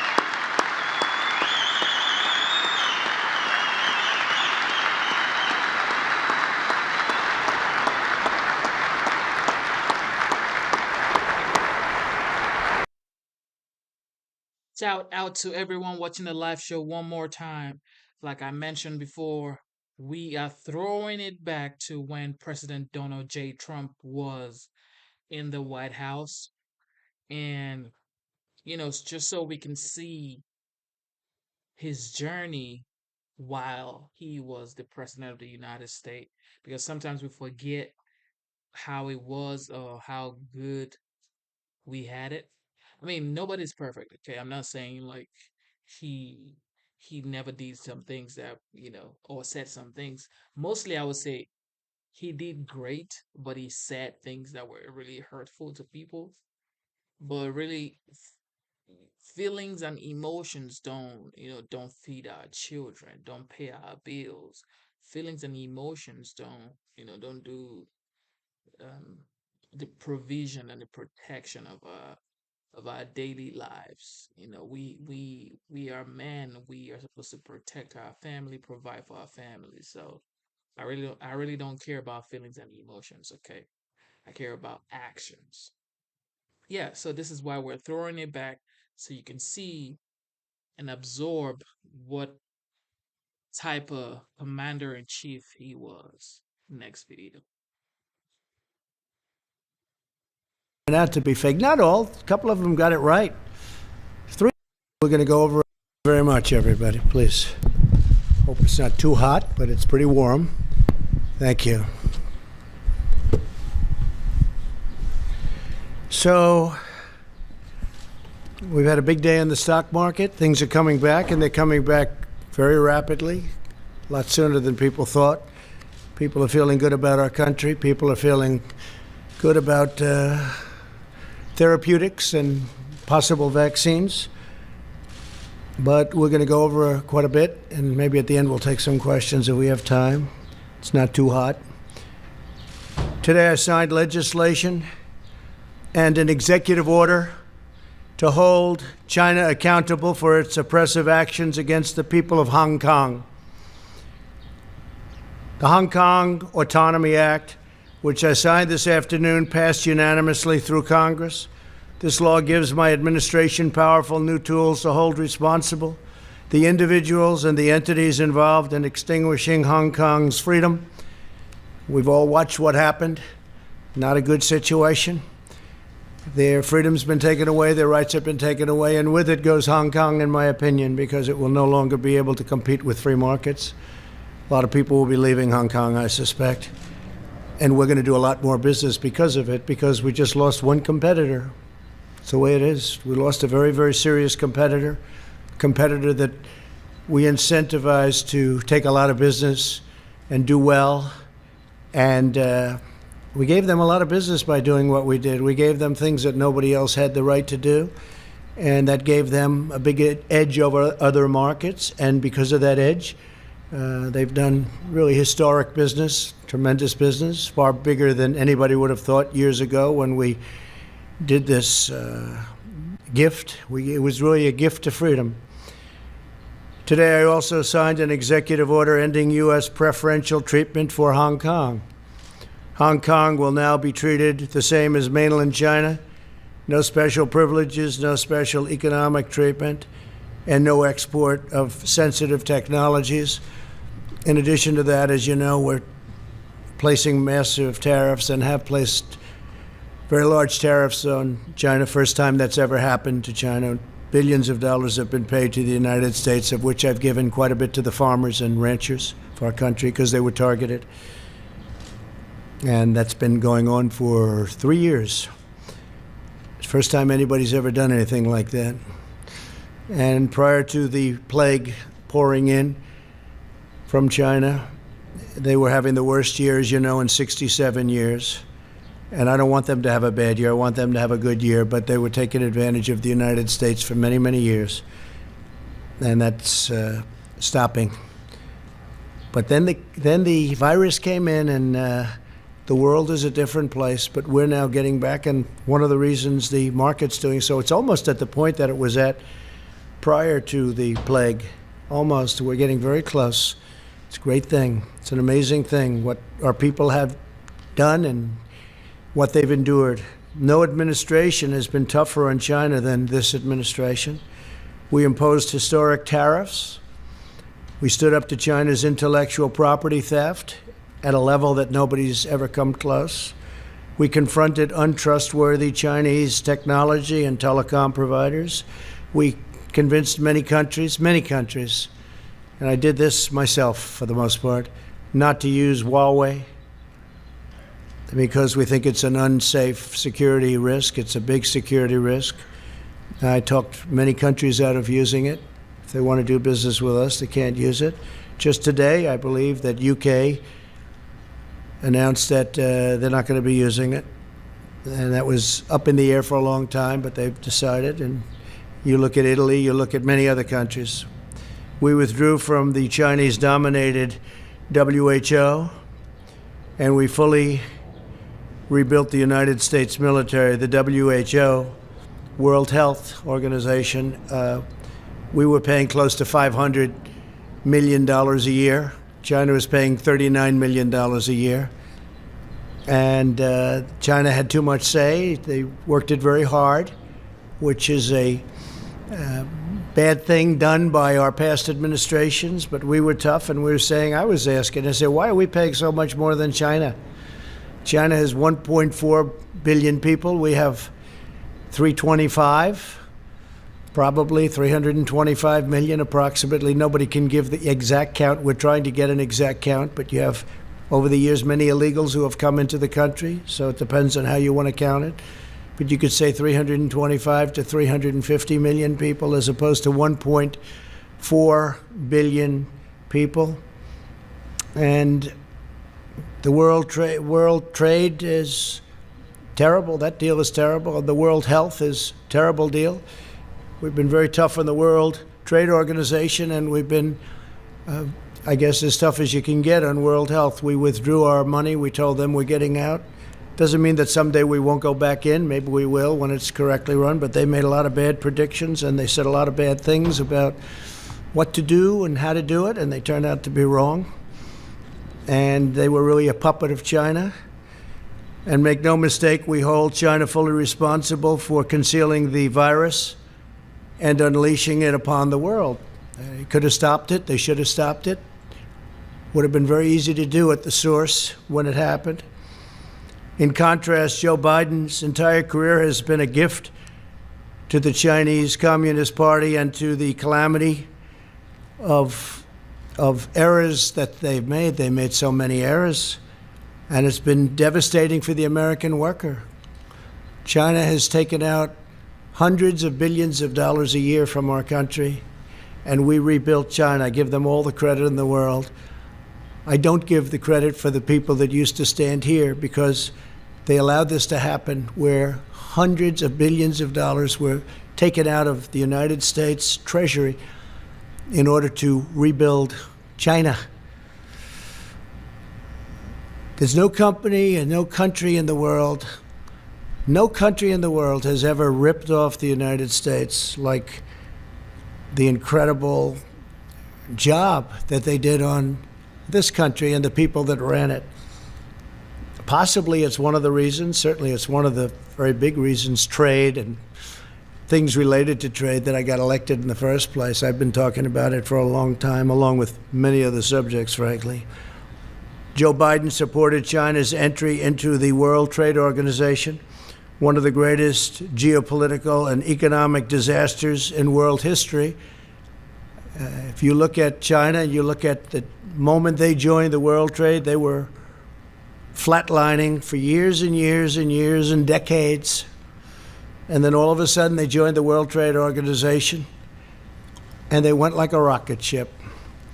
They were given all sorts of advantages. They were considered a developing country. As a developing country, they got tremendous advantages over the United States and other countries. And they took advantage of those advantages and then some. Biden personally led the effort to give China permanent most favored nation status, which is a tremendous advantage for a country to have. Few countries have it, but the United States doesn't have it. Never did, probably never even asked for it, because they didn't know what they were doing. As Vice President, Biden was a leading advocate of the Paris Climate Accord, which was unbelievably expensive to our country, would have crushed American manufacturers while allowing China to pollute the atmosphere with impunity. Yet one more gift from Biden to the Chinese Communist Party. They took all of the advantage away from us. They took everything away. They don't have oil. We would have had to close up tremendous amounts of our energy to qualify eventually, not too far into the future. We would have had to do things that would have been unbelievably destructive to our country, including the possible closing of 25% of our businesses. Think of that. And it was going to cost us hundreds and hundreds of millions of dollars for the privilege of being involved in the Paris Climate Accord. And you just have to look at what took place this year in Paris and France, where money was being sent to countries all over the world, and the people of France didn't want to take it, and they didn't, and they did a lot of rioting. They had their taxes raised. We would have had to raise our taxes. And it was a disaster. I've been given a lot of credit for what I did there. It took a certain amount of courage, I guess, because it sounds so nice, the Paris Climate Accord, but it wasn't good for us at all. America lost nearly 10,000 factories while Joe Biden was vice president. Think of that, 10,000 factories. He wrote something today, and he made a statement today that I wrote down, pretty accurate.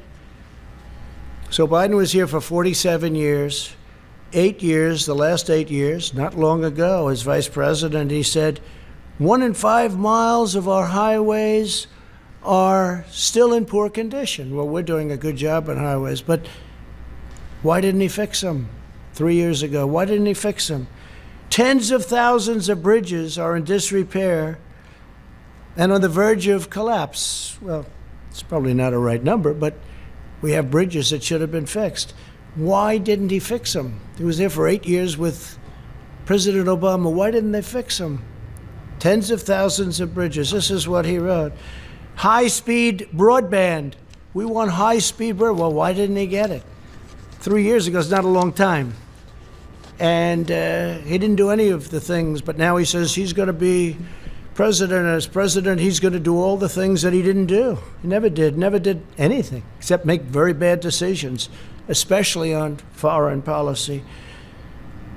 So Joe Biden and President Obama freely allowed China to pillage our factories, plunder our communities, and steal our most precious secrets. And I've stopped it largely, but I've stopped it.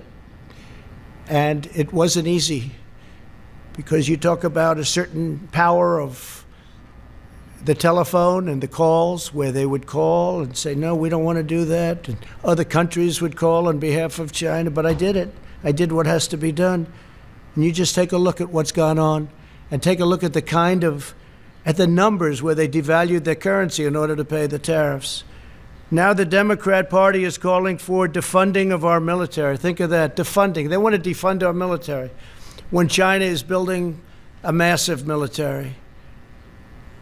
They're building a massive military, and Biden wants to defund our military. And the world needs American strength right now more than ever, and we've got it. We've got now, soon, as all this equipment comes in, all made in the USA, we've got the newest, most incredible weapons anywhere in the world. We have the best tanks, the best ships, the best missiles, rockets.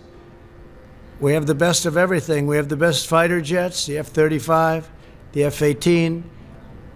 All of these assets are being built. Tankers, incredible tankers, bombers. Hope we don't have to use them.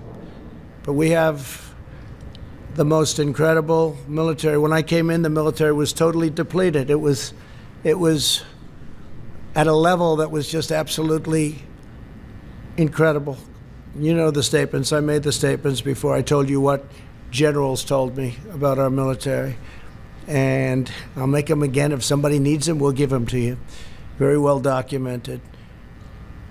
As vice president, Biden opposed tariffs, and he was standing up for China. He didn't want to do anything to disrupt the relationship with China, even though China was taking us to the cleaners. He opposed my very strict travel ban on Chinese nationals to stop the spread of the China virus. He was totally against it. Xenophobic, he called me. Xenophobic. A month later, he admitted I was right. We would have had thousands of people additionally die if we let people come in from heavily infected China. But we stopped it. We did a travel ban in January. Nancy Pelosi was dancing in the streets of Chinatown in San Francisco a month later, and even later than that. And others too. They all thought what I did was a terrible mistake. We would have lost, in fact, Dr. Fauci said he would have lost thousands of additional people if President Trump had to do that. And I was a crowd of one, because even experts didn't want to do it. They thought it was a mistake. And then I did Europe when I started seeing what was going on in Italy and Spain and France and other countries in Europe. I did a ban on people coming in from Europe. That would have been disastrous for our country also. And we saved tens of thousands of lives, but we actually saved millions of lives by closing up. We saved millions, potentially millions of lives. Could be a number that we're actually working on, but it could be 2 to 3 million lives. So we're at 135,000, which is terrible. One is too much. But we would have had millions of people dead from this curse that came at us. But we did what we had to do, and now we'll put out the flames as it happens. We have to get the schools open. We have to get everything open. A lot of people don't want to do that for political reasons, not for other reasons. But if we had listened to Joe Biden, hundreds of thousands of additional lives would have been lost. And if you look at the job he did on swine flu, I looked at a poll. They have polls on everything nowadays. And they got very bad marks on the job they did on the swine flu. H1N1. He calls it N1H1. H1N1. Got very poor marks from Gallup on the job they did on swine flu. And they stopped very early on testing. They totally stopped it. They just said stop. And frankly, if we didn't test, you wouldn't have all the headlines because we're showing cases. And we have just about the lowest mortality rate. But if we did, think of this, if we didn't do testing, instead of testing over 40 million people, if we did half the testing, we'd have half the cases. If we did another, you cut that in half, we'd have yet again half of that. But the headlines are always testing. Now, the testing is a good thing, but at the same time, it's fodder for the fake news to report cases. So we're doing 40 million plus, going to be very close to 45 million people. And when I turn on the news, I see cases, cases, cases. They don't talk about deaths being cut down to a level that actually tenfold they use. I got that from one of the very respected media outlets, tenfold, cut tenfold deaths, but they don't talk about that.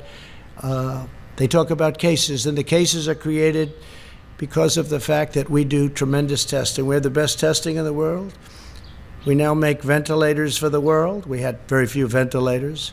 There wasn't one person in any hospital anywhere in this country that needed a ventilator that didn't get it. And that was because we mobilized to a level, using the Purchasing Act in some cases, we mobilized to a level that nobody thought possible. Nothing's happened like that since World War II. Our task force has done a great job. Mike Pence works so hard, it gets so little credit. Sad to see that, actually. But he works so hard, gets so little credit. The governors would tell us, we'd be on the phone with 50 different governors. They'd all tell us what a great job, great job. And then they'll go to the media and say, well, they didn't do such a good job. Well, we did a great job. We made a lot of governors look fantastic. We did in New York. What we did in New York was one of the most incredible things. 2,800 bed in Javits Center, but the governor used very few of them, unfortunately. Then we moved in our great hospital ship, one of our two great. We moved one also to Los Angeles. And we could have used that for our senior citizens. We could have used it for other people. They could have used it instead of sending our seniors back into nursing homes that were infected, where you lost thousands of people. Thousands of people in New York died because of poor management by the governor. And it's a very sad thing to see, and very sad to watch, and very sad to look at those statistics. But we have an incredible Javits Center that we built with thousands of beds. I think it was 2,800, all ready to go. And they could have sent people there, or they could have sent senior citizens there instead of sending them into the nursing homes. And after all of that work and getting it done, the Army Corps of Engineers, I mean, the job they did was incredible. They built it in a matter of days. When it was all completed, FEMA, everybody was there, doctors. We ended up getting doctors. They said, we can't man it. I said, so we'll man it and woman it. And that's what we did. We brought in doctors, nurses, everything. We're all set. We said, where are the people?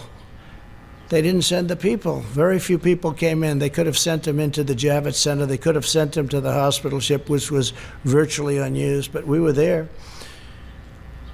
By contrast, my administration acted very early to ban travel from China, from Europe, saving all of these lives. Incredible. And I want everyone to know, I want every citizen to know that we're using the full power of the federal government to fight the China virus and to keep our people safe. Through Operation Warp Speed, we will deliver a vaccine in record-breaking time. We're doing very well on the vaccines. We have many, many different vaccines being studied right now, many of which are looking really good.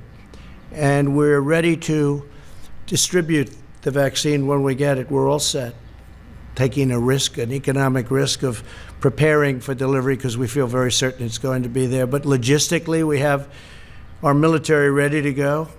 We have generals, that's all they do is distribute things, and they're going to be distributing hopefully a vaccine or a therapeutic. And it's coming out really well. And I think you're going to have some good news very, very quickly having to do with the vaccines. We're also working with many other countries on the vaccine. Many countries are working with us. We're unleashing our nation's scientific genius to kill the virus. Joe Biden didn't just side with China on the virus. He did. He called me, again, xenophobic. That's what he said. You all heard it many times. He described the rise of China as, quote, a very positive development. Not a positive development. Not for us, it's not. He said that the idea that China is our competition is really bizarre. He's really bizarre. He said China's not a problem. No. Nobody's ripped us off more than China over the last 25, 30 years. Nobody close. And he says China's not a problem. Now he takes it all back now. Now he wants to be Mr. Tough Guy. But for years, 47 years, he never came out against China, never said anything bad, just the opposite. His son walked out with $1.5 billion of money to invest where he'll make hundreds of thousands of dollars, maybe millions of dollars a year. Walked out with $1.5 billion. I asked one of the biggest people on Wall Street, maybe the biggest, is that possible? He said no. He's never seen it. They don't do that. But Hunter, where's Hunter? Where is Hunter, by the way? Hunter Biden walked out with $1.5 billion. In Ukraine, he got $83,000 a month and I guess an upfront payment of $3 million. So he went from not having a job to getting $83,000 a month with a lot of money paid up front to work for Burisma. And you all know about Burisma. But nothing happens, nobody cares. And he was unemployed, as you know. He was unfortunately forced to leave the military. He was forced to leave. Didn't have a job, and all of a sudden he's making a fortune. But nobody talks about that. Indeed, Biden expressed more fawning praise about China on an ordinary day than about America. On the 4th of July, the last Independence Day, Biden attacked the United States and said we had, quote, never lived up to the ideals of our fathers, our forefathers, or our founding fathers, those founding ideals. And yet he enthusiastically stated that China is a great nation and we should hope for its continued expansion. Well, we all wish well to China, but what China's unleashed on the world, it's hard to even fathom. I see people now, friends of mine, they walk up, they want to say hello, and they have to keep their distance, and they're all covered up like you're all covered up with face masks. It's a different world, but we're coming out on top. Biden sides with China over America time and time again. And he said on the 4th of July, American history is no fairy tale, and yet blindly celebrates China, saying few nations in history have come so far, so fast. He's so proud of them. He's so proud of them. Now Joe Biden is pushing a platform that would demolish the U.S. economy, totally demolish it. So we built the greatest economy in the history of our country, greatest in the history of the world. That was a few months ago. Best unemployment numbers ever. Best for African American, Asian American, Hispanic American. Best for women, best for everybody. Best for young people that didn't have a high school diploma. didn't have a college diploma. They had a diploma, they were really in good shape. We built the greatest ever stock market, highest ever in history. We had 143 days of all-time stock market highs in just less than 3.5 years. And we had to close it down because we did the right thing by doing that. As I said, we saved millions of lives. But China was saying, this is incredible what's going on. China was for the first time respecting the United States. And now they want to do something that's much different, Joe Biden. So I've watched this, and I've watched it with great interest. We're building our economy again. I guess the stock market went up almost 500 points today or something thereabouts. You'll check, but it was up a lot when I left. And our economy is coming back. We're almost at a level where, even though it's long before the very important, maybe the most important ever election of November 3rd. We're long before that, but we're close to record stock markets again, and NASDAQ hit an all-time high for the 16th time. Think of that, for the 16th time over the last month or so, for the 16th time. So one of our markets already hit an all-time high. Today, Joe Biden gave a speech in which he said that the core of his economic agenda is a hard left crusade against American energy. He wants to kill American energy. He wants to re-enter the unfair, one-sided Paris Climate Accord, which will destroy us, at the expense of many other nations who benefit. It was actually drawn, in my opinion, to take advantage of the United States, just like so many other deals are done to take advantage of the fools running the United States. But this would do nothing for the environment, but would cripple American industry while greatly helping China. He wants to impose massive energy taxes and job-crushing mandates to eliminate carbon from the United States economy. Let him define the word carbon, because he won't be able to. Obliterating American oil, clean coal, natural gas, and the natural energy resources that supply countless American jobs. Joe Biden put AOC, a young woman, not talented in many ways, in charge of his energy plan and the environment, essentially. Her and Bernie Sanders, who ran a lot of times for president, never made it. Good base, but that's about it. In other words, he wants to impose the Green New Deal on our country. When I first saw the Green New Deal, I thought it was a joke. I said, this will never go anywhere. Now they're trying to impose it. This will destroy our country and make us non-competitive with other countries. Don't forget, we're in competition with China and with many other countries throughout the world. We're in tremendous economic competition, including Europe, which has never treated us well. The European Union was formed in order to take advantage of the United States. They formed, and they take advantage of the United States. And I know that. They know I know that. But other presidents had no idea. Last week, Joe Biden released his unity platform developed with socialist Bernie Sanders, describing what he would do if elected president. The Biden-Sanders agenda is the most extreme platform of any major party nominee, by far, in American history. I think it's worse than actually Bernie's platform. It's gone so far right. And he's doing that because he's begging for that vote. But one of the things I just asked my people to do is just draw up for me, just quickly, some of the things that we've been hearing about over the last couple of weeks. And these are actual key elements of the Biden-Sanders unity platform. Abolish immigration detention. No more detention. You come in here illegally, no more detention. Stop all deportations. So if we get a MS-13 gang member, which we've taken out of our country by the thousands, brought them back to Honduras, Guatemala, can't do that anymore. El Salvador. Can't do that anymore. Stop all deportations. In other words, we'll take all of these people, many of whom are in prison for rape, murder, lots of other things. End prosecution of illegal border crossers. Oh, okay, they come in illegally and we have to stop the whole process. Support the deadly sanctuary cities where many of these people are protected better than the American citizen is protected. Incentivize illegal alien child smuggling. Give it an incentive. Because if you look at what they're saying, that's exactly what they do. Incentivize illegal alien child smuggling. They're incentivized by what this plan calls for. Expand asylum for all new illegal aliens. How about that one? All new illegal aliens. Expand asylum.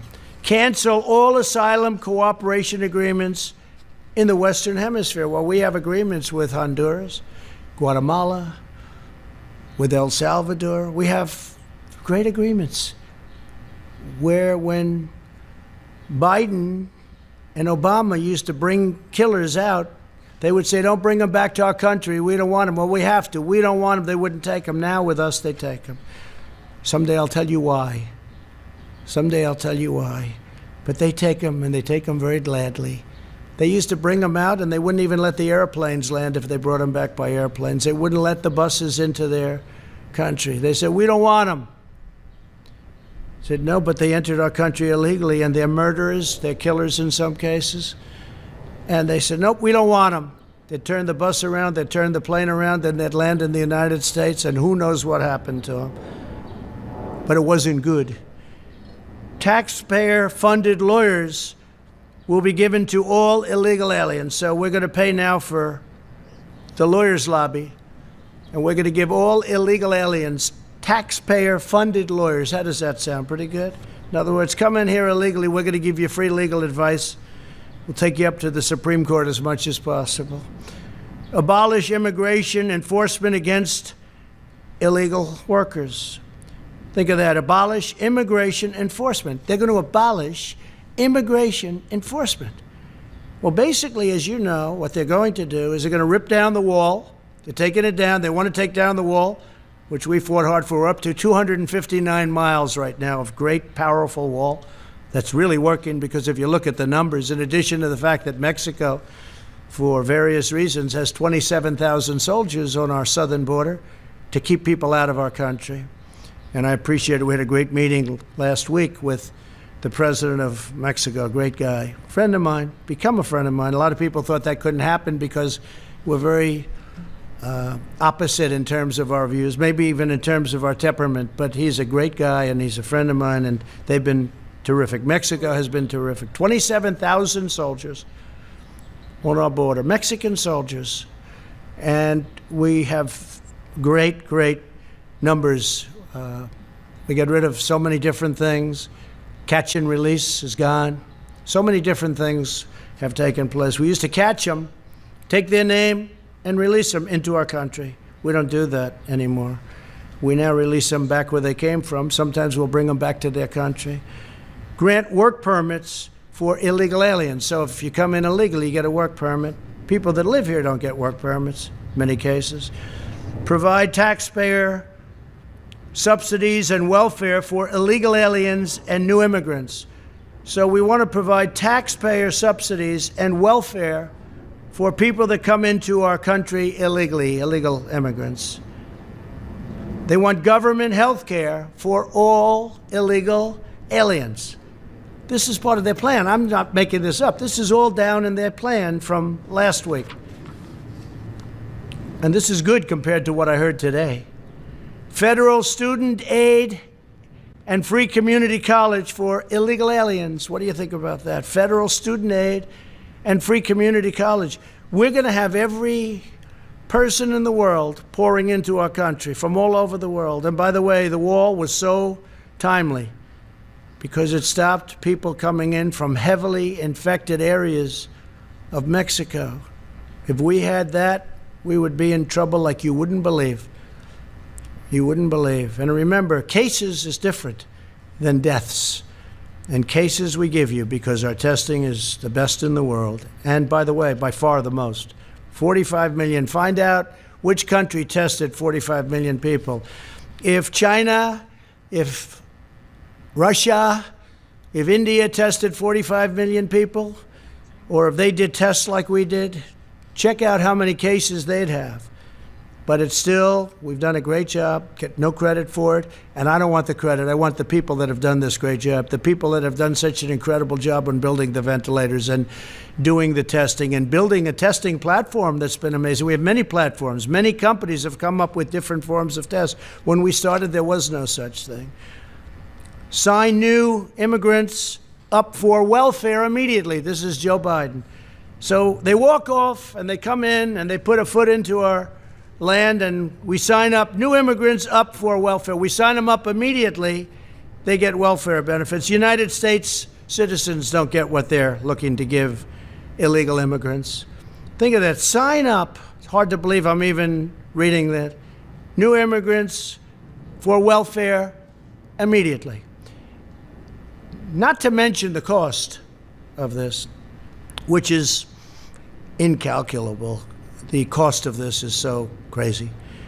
End requirement for immigrant self-sufficiency and maximize their welfare. Now, this is us writing this. Who's not coming to the United States? Every person from South America is going to pour in. Every person from other countries, they're going to be pouring in. End requirement, think of that, for immigrant self-sufficiency. And remember to maximize welfare. So we give it a maximum. Then we have massively expand immigration during a global pandemic, taking jobs from unemployed Americans. End all travel bans, including from jihadist regions. So now we have travel bans.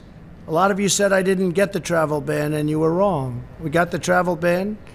We lost in the Ninth Circuit. We lost again in the Ninth Circuit, and then we won in the Supreme Court. We have a very strong travel ban.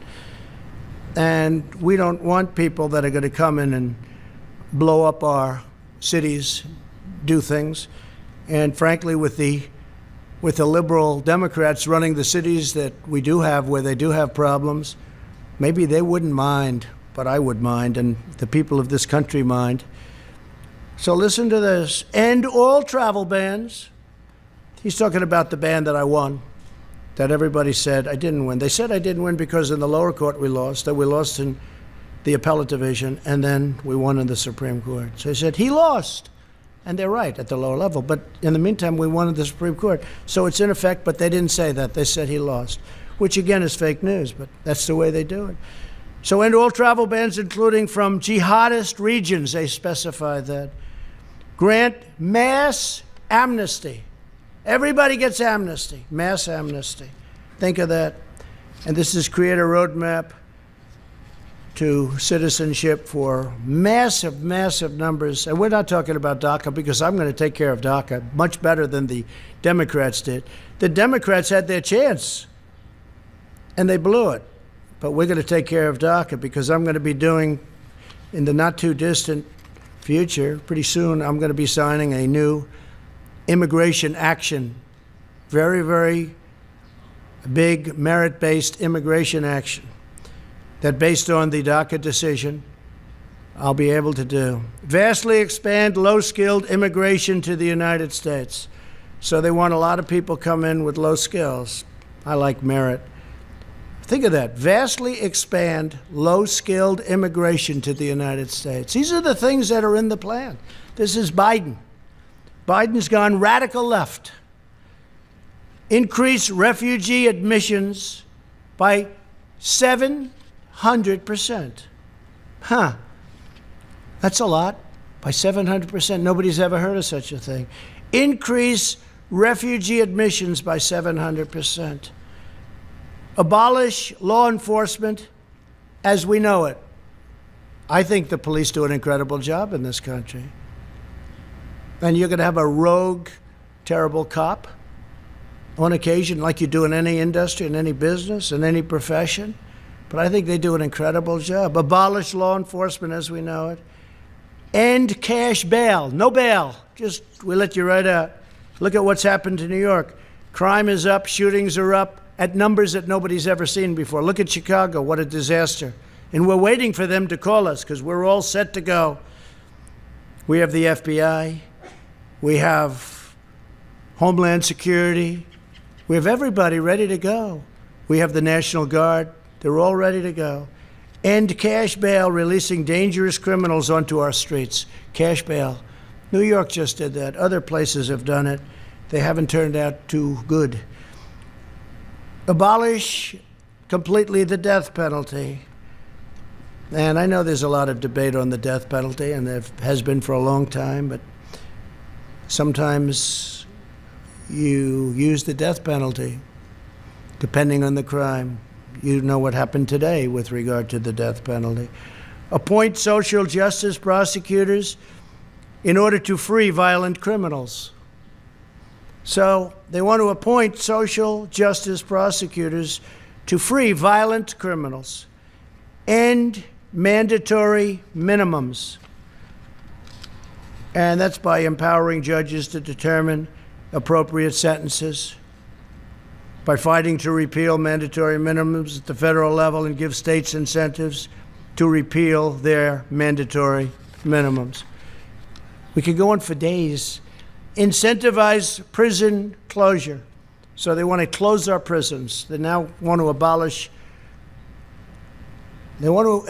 our police departments. They want to abolish our prisons, I guess. Incentivize jail and prison closures as populations decline. Ensure the resources saved are invested directly into those communities. So they want to close them rather than have them for some very bad people, people that are not going to behave when they get out. You see that in New York. They allowed a lot of criminals out, and those criminals are causing havoc. And then they got rid of their incredible and legendary crime squad. And bad things are happening in New York. Bad things are happening. I love New York. I hate to see what's going on. End solitary confinement. Free federal housing for former inmates. So federal housing now can go to inmates, former inmates. Rejoin Paris Climate Accord and seek an even higher level of restrictions. Oh, I didn't notice that. Oh, I see. So they want to rejoin the Paris Climate Accord, and they want to seek an even higher level of restriction. In other words, make it worse than it was. Mandate net zero carbon emissions for homes, offices, and all new buildings by 2030. That basically means no windows, no nothing. It's very hard to do. I tell people when they want to go into some of these buildings, how are your eyes? Because they won't be good in 5 years. And I hope you don't mind cold office space in the winter and warm office space in the summer, because your air conditioning is not the same as the good old days. Mandate zero carbon emissions from power plants by 2035. Zero. We're talking about zero. Nothing can go in the air. Mandate net zero carbon emissions by 2050. And I believe he's changing that. He's bringing it down. He wants no petroleum product. He wants no oil or gas. I don't think Texas is going to do too well. They're going to get rid of about 7 million jobs if you go by the Biden plan. I don't think that Oklahoma, North Dakota, Pennsylvania, you're going to be too happy with that. And many other states, Ohio. Mandate all 500,000 school buses and all 3 million government vehicles be changed to zero-emission vehicles within 5 years. I've heard of worse than that. Install 500,000 taxpayer-funded charging stations nationwide. Here's a bad one, really bad one. End school choice. There is nothing that the African American community wants more than school choice. And mothers and fathers are going to be very happy to see him be defeated just on that alone. End school choice. So Joe Biden wants to end school choice. End tax credit scholarships serving disadvantaged students in 26 states. Oppose 14 million Americans with education savings accounts. And get rid of school choice, having to do with school choice. Eliminate school choice in Washington, D.C. You know what they've done in Washington. They have some incredible example right here. Example. I know of one example. I think they have a number of them, but one is incredible. Abolish all charter schools. Charter schools are doing great. Ban funding for charter schools in poor neighborhoods. We don't want charter schools in poor neighborhoods. Well, that's not fair. Abolish educational standards. Abolish in the suburbs. You're going to abolish the suburbs with this. Enforce Obama-Biden's radical AFFH. That's the AFFH regulation that threatens to strip localities of federal affordable housing funds unless they change their zoning laws to fit the federal government's demands. So what you have, I mean, I've been watching this for years in Westchester, coming from New York. They want low-income housing built in a neighborhood. Well, I'm ending that rule. I'm taking it out. So I spoke with Ben Carson the other day. We're going to be taking it out. I've watched that whole thing go, and now they want to make it twice as bad in the suburbs. In the suburbs. Mothers aren't happy about that. Fathers aren't happy about that. They worked hard to buy a house, and now they're going to watch the housing values drop like a rock, and that has happened. Drop like a rock. So we're not going to do that. We're going to do the exact opposite. Probably there has never been a time, and this is just a few, it's much worse than that. We did this very quickly. It's probably never been a time when candidates are so different. We want law and order. They don't want law and order. We want strong, closed borders with people able to come in through merit, through a legal process. They don't want to have any borders at all. They're going to rip down the wall. It was hard to get that built, and now it's almost completed. It'll be completed by a little after the end of the year. They want to rip it down, and it's had such an impact. It's incredible. It stops trafficking, human trafficking of women and children, but women mostly.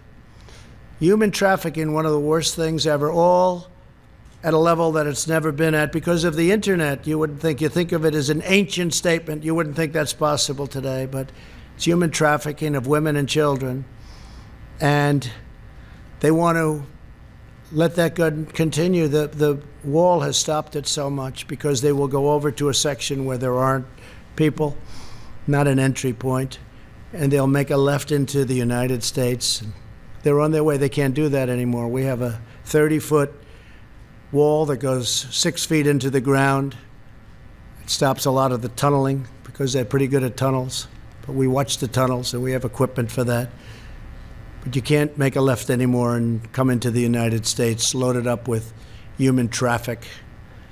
So they want to take down the wall. They want to have open borders. Think of open borders today, though, with the pandemic. I mean, the timing is sort of interesting, but with the pandemic.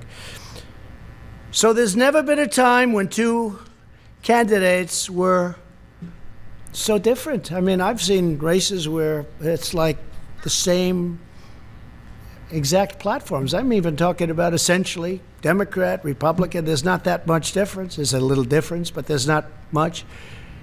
You choose one because you like the way they look, you like the way they sound, you like the way they talk, you like something about one and you don't like the other. But there's never been a difference. Here's one of the greatest differences. This is without question the single biggest difference if you want law and order.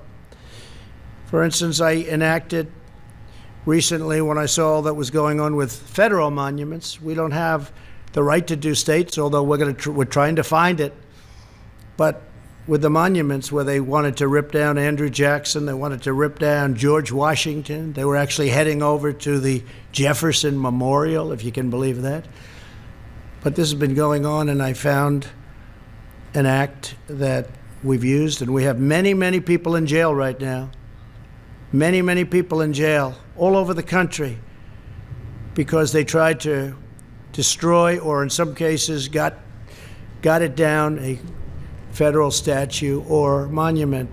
We haven't had anybody making a move since I enacted this. I signed an executive order a couple of weeks ago, and it says very simply, 10 years in jail. You do it, 10 years in jail. The amazing part is we were able to catch everybody because thanks to all of you on television, we appreciate it. but we have their pictures. We have the man standing on Andrew Jackson's horse. We have the man standing by General George Washington. We have everybody standing. They were going to go for the Emancipation Proclamation, Abraham Lincoln, standing with a young man who was being freed. And we said, we're going to do something. We can't let this happen. Now, it could be removed at some point. You go through a process, a legal process, go through Congress, whatever. I understand that. At the same time, some people like these statues and monuments, but it can be removed, but you have to go through a legal process. So they were going to have 20 to 25,000 people that night. Nobody showed up. Nobody. You know that because you were disappointed to see that. The next night, I believe 22 people showed up. They said, we're going to make it Friday night instead.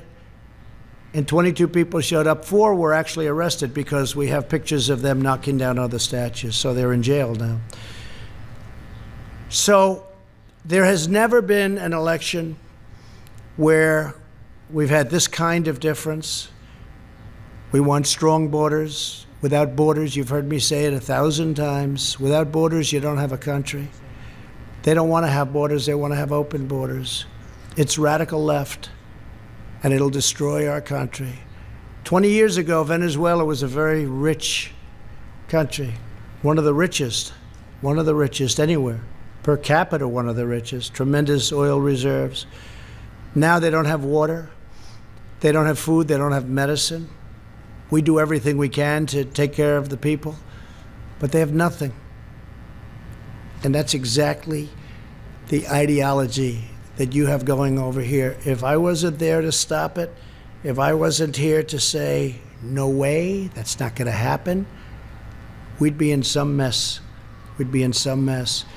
And Pelosi and Schumer and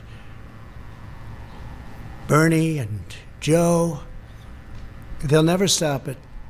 They don't have the power, the strength to stop it. It's beyond them.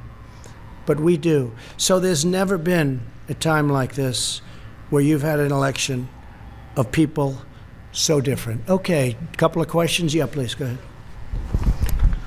Sir, you just spent the better part of an hour explaining why Americans should choose you and not your opponent. Yesterday you said on Twitter, be careful what you wish for. I guess the question is, do you see yourself as the underdog in this race? Do you see yourself losing in the fall? No, I don't. I think we have really good poll numbers. They're not suppression polls, they're real polls. Okay, you look at the intercoastal in Florida, you look at the lakes, you see thousands of boats with Trump signs, American signs. You've got the Trump-Pence sign all over. You look at what's going on, you look at bikers for miles and miles riding up highways proudly with their signs. Look, we won a race where it was the same thing, 2016. We had polls that were fake. They turned out to be fake. Not all, a couple of them got it right. 3 of them, to be exact, 3 of them. One of them was unsuspecting, but they got it right. They were very proud of it. But we had in 2016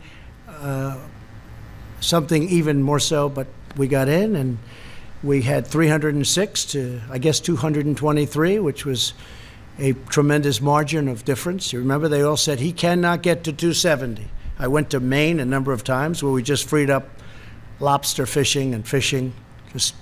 They took away 5,000 square miles from Maine. I just opened it up, and I just got rid of tariffs in China, and we're working on European Union, which charge our fishermen tariffs. And I said, you're not going to do that. So we freed it up for Maine.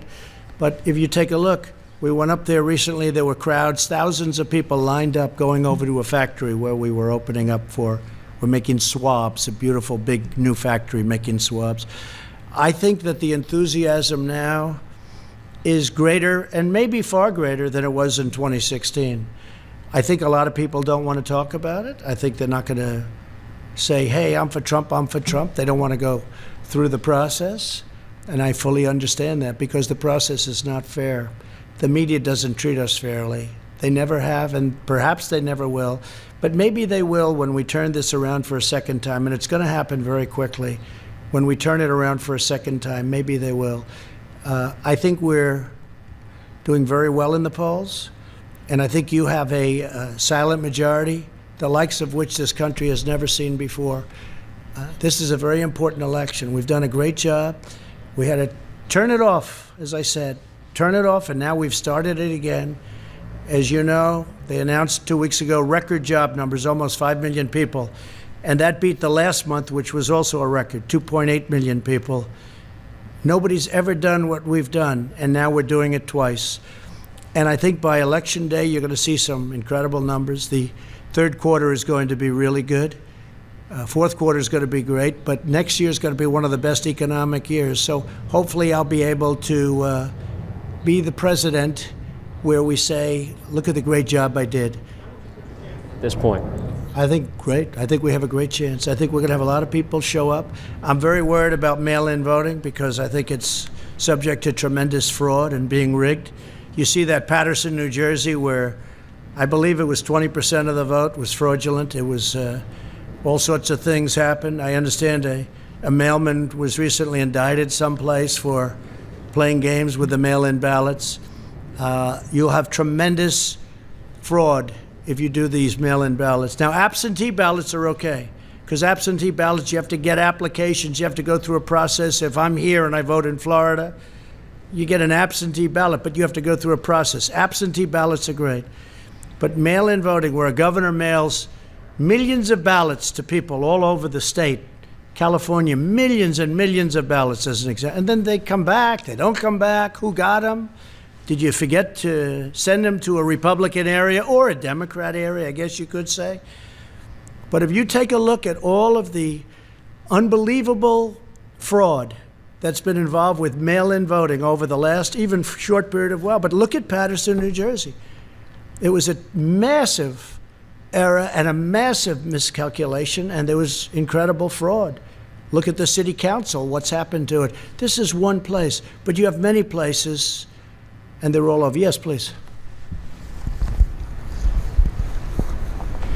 Thank you, sir. I want to know, when's the last time you spoke with President Xi of China, and do you plan to speak with him in the near future? No, I haven't spoken to him. Well, no, I don't. I have no plan to speak to him.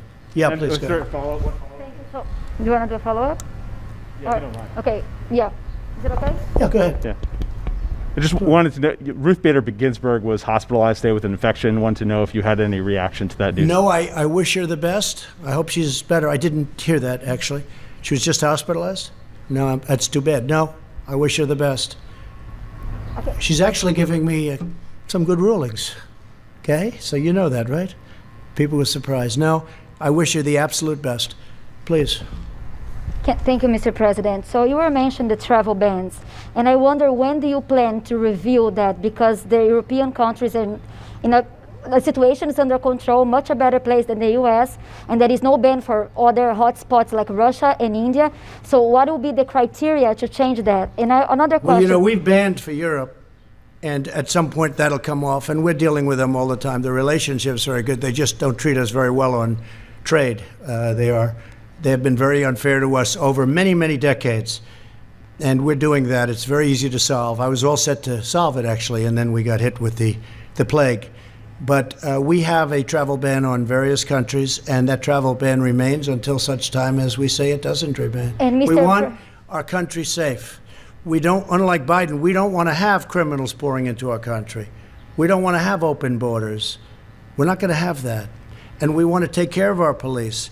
We want to actually fund our police, not defund them. And we're not going to abolish our police, and we're not going to make our military small and weak, because probably, or at least at top of the level, we need our military right now. Yeah, go ahead, please. So how do you think that the America First policy can work during a pandemic? Aren't you concerned that this could actually damage the U.S. and make China more influence around the world? Okay, look, my policy is America First. We've lost hundreds of billions of dollars a year with China and many other countries. And what we're doing is just handing everybody everything. It's just sad. I've watched it. I've looked at it. We did the U.S.-Mexico. You saw that, USMCA. We made a very fair deal on trade. We had the worst deal ever, right? You know that. We had the worst deal ever, and it replaced that it replaced that horrible NAFTA deal that was one of the worst trade deals ever made. I'll tell you, the only deal that might be worse is the WTO, World Trade Organization. Maybe worse.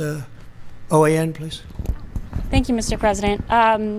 Your administration has taken tangible steps to ensure that Chinese companies are not taking advantage of our U.S. stock markets, our trade. Last week, your administration sent a letter to the Railroad Retirement Board asking them to reconsider investments in Chinese defense firms. Meaning not to invest. Correct. That's correct. So where is that request now, and are you taking tangible actions to ensure that U.S. investments don't continue to fund defense firms in China? And you'll see more coming. This was a very important bill that we signed, but you're going to see more coming over the next short period of time. But yes, we don't want them investing in Chinese military companies, okay? Letters, I mean, what actions can be taken to ensure that does not happen? Well, you have a lot of actions we can take, including the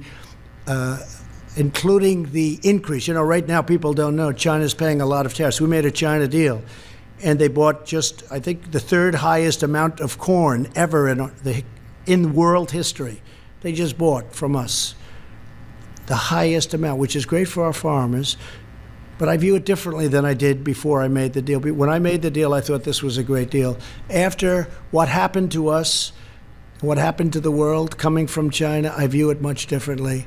But we can impose massive tariffs on China if we want, and other countries if we want. And we'll see. We just want to be treated fairly. We want a level playing field. Our farmers were never treated properly by anybody, and they were targeted by China. You know, I paid our farmers $28 billion over a 2-year period because they were targeted to that amount of money, to that exact amount of money, 28. It was $16 billion, and it was $12 billion, 28 over a 2-year period. And we gave $28 billion to our farmers.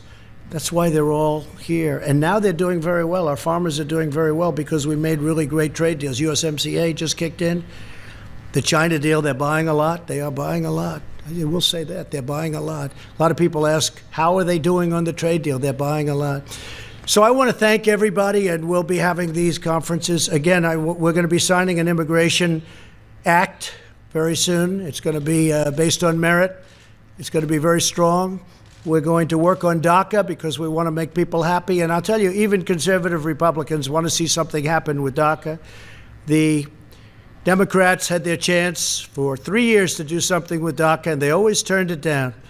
They always turned it down. They used it as politics. I'm using it to get something done. But we'll be signing a very powerful immigration act. It'll be great. It'll be merit-based. The country's tried to get it for 25 or 30 years. It'll be strong on the border, but you'll come in legally, and you'll be able to come in legally. And very importantly, we'll be taking care of people from DACA in a very Republican way. Republicans, I've spoken to many Republicans, and some would like to leave it out, but really they understand that it's the right thing to do. So we're going to be taking care of DACA. We will be doing for DACA what the Democrats had a chance to do, and they never did it, okay? Thank you all very much. Everybody, thank you. Thank you, thank you, thank you, thank you. You are the best. Like I mentioned, we play these videos to be able to show you what President Trump was like when he was the president of the United States. You know, so you can make your decisions. If you want to vote for Kamala, wonderful. If you want to vote for Trump, absolutely amazing. The main thing is for you to vote, and then be able to, sort of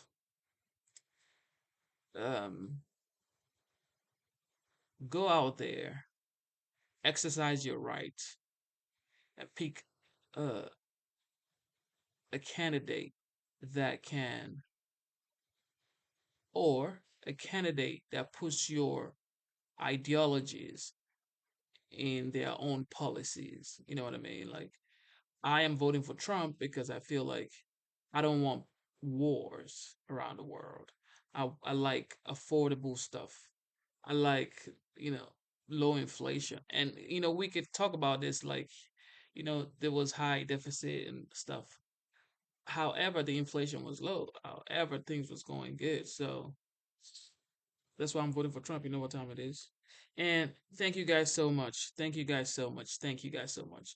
I see you, Lotus Flower, Kevin, MRT, DD, K Martino, Chris, Mary Ann, Hiking Trails, everybody watching the live show.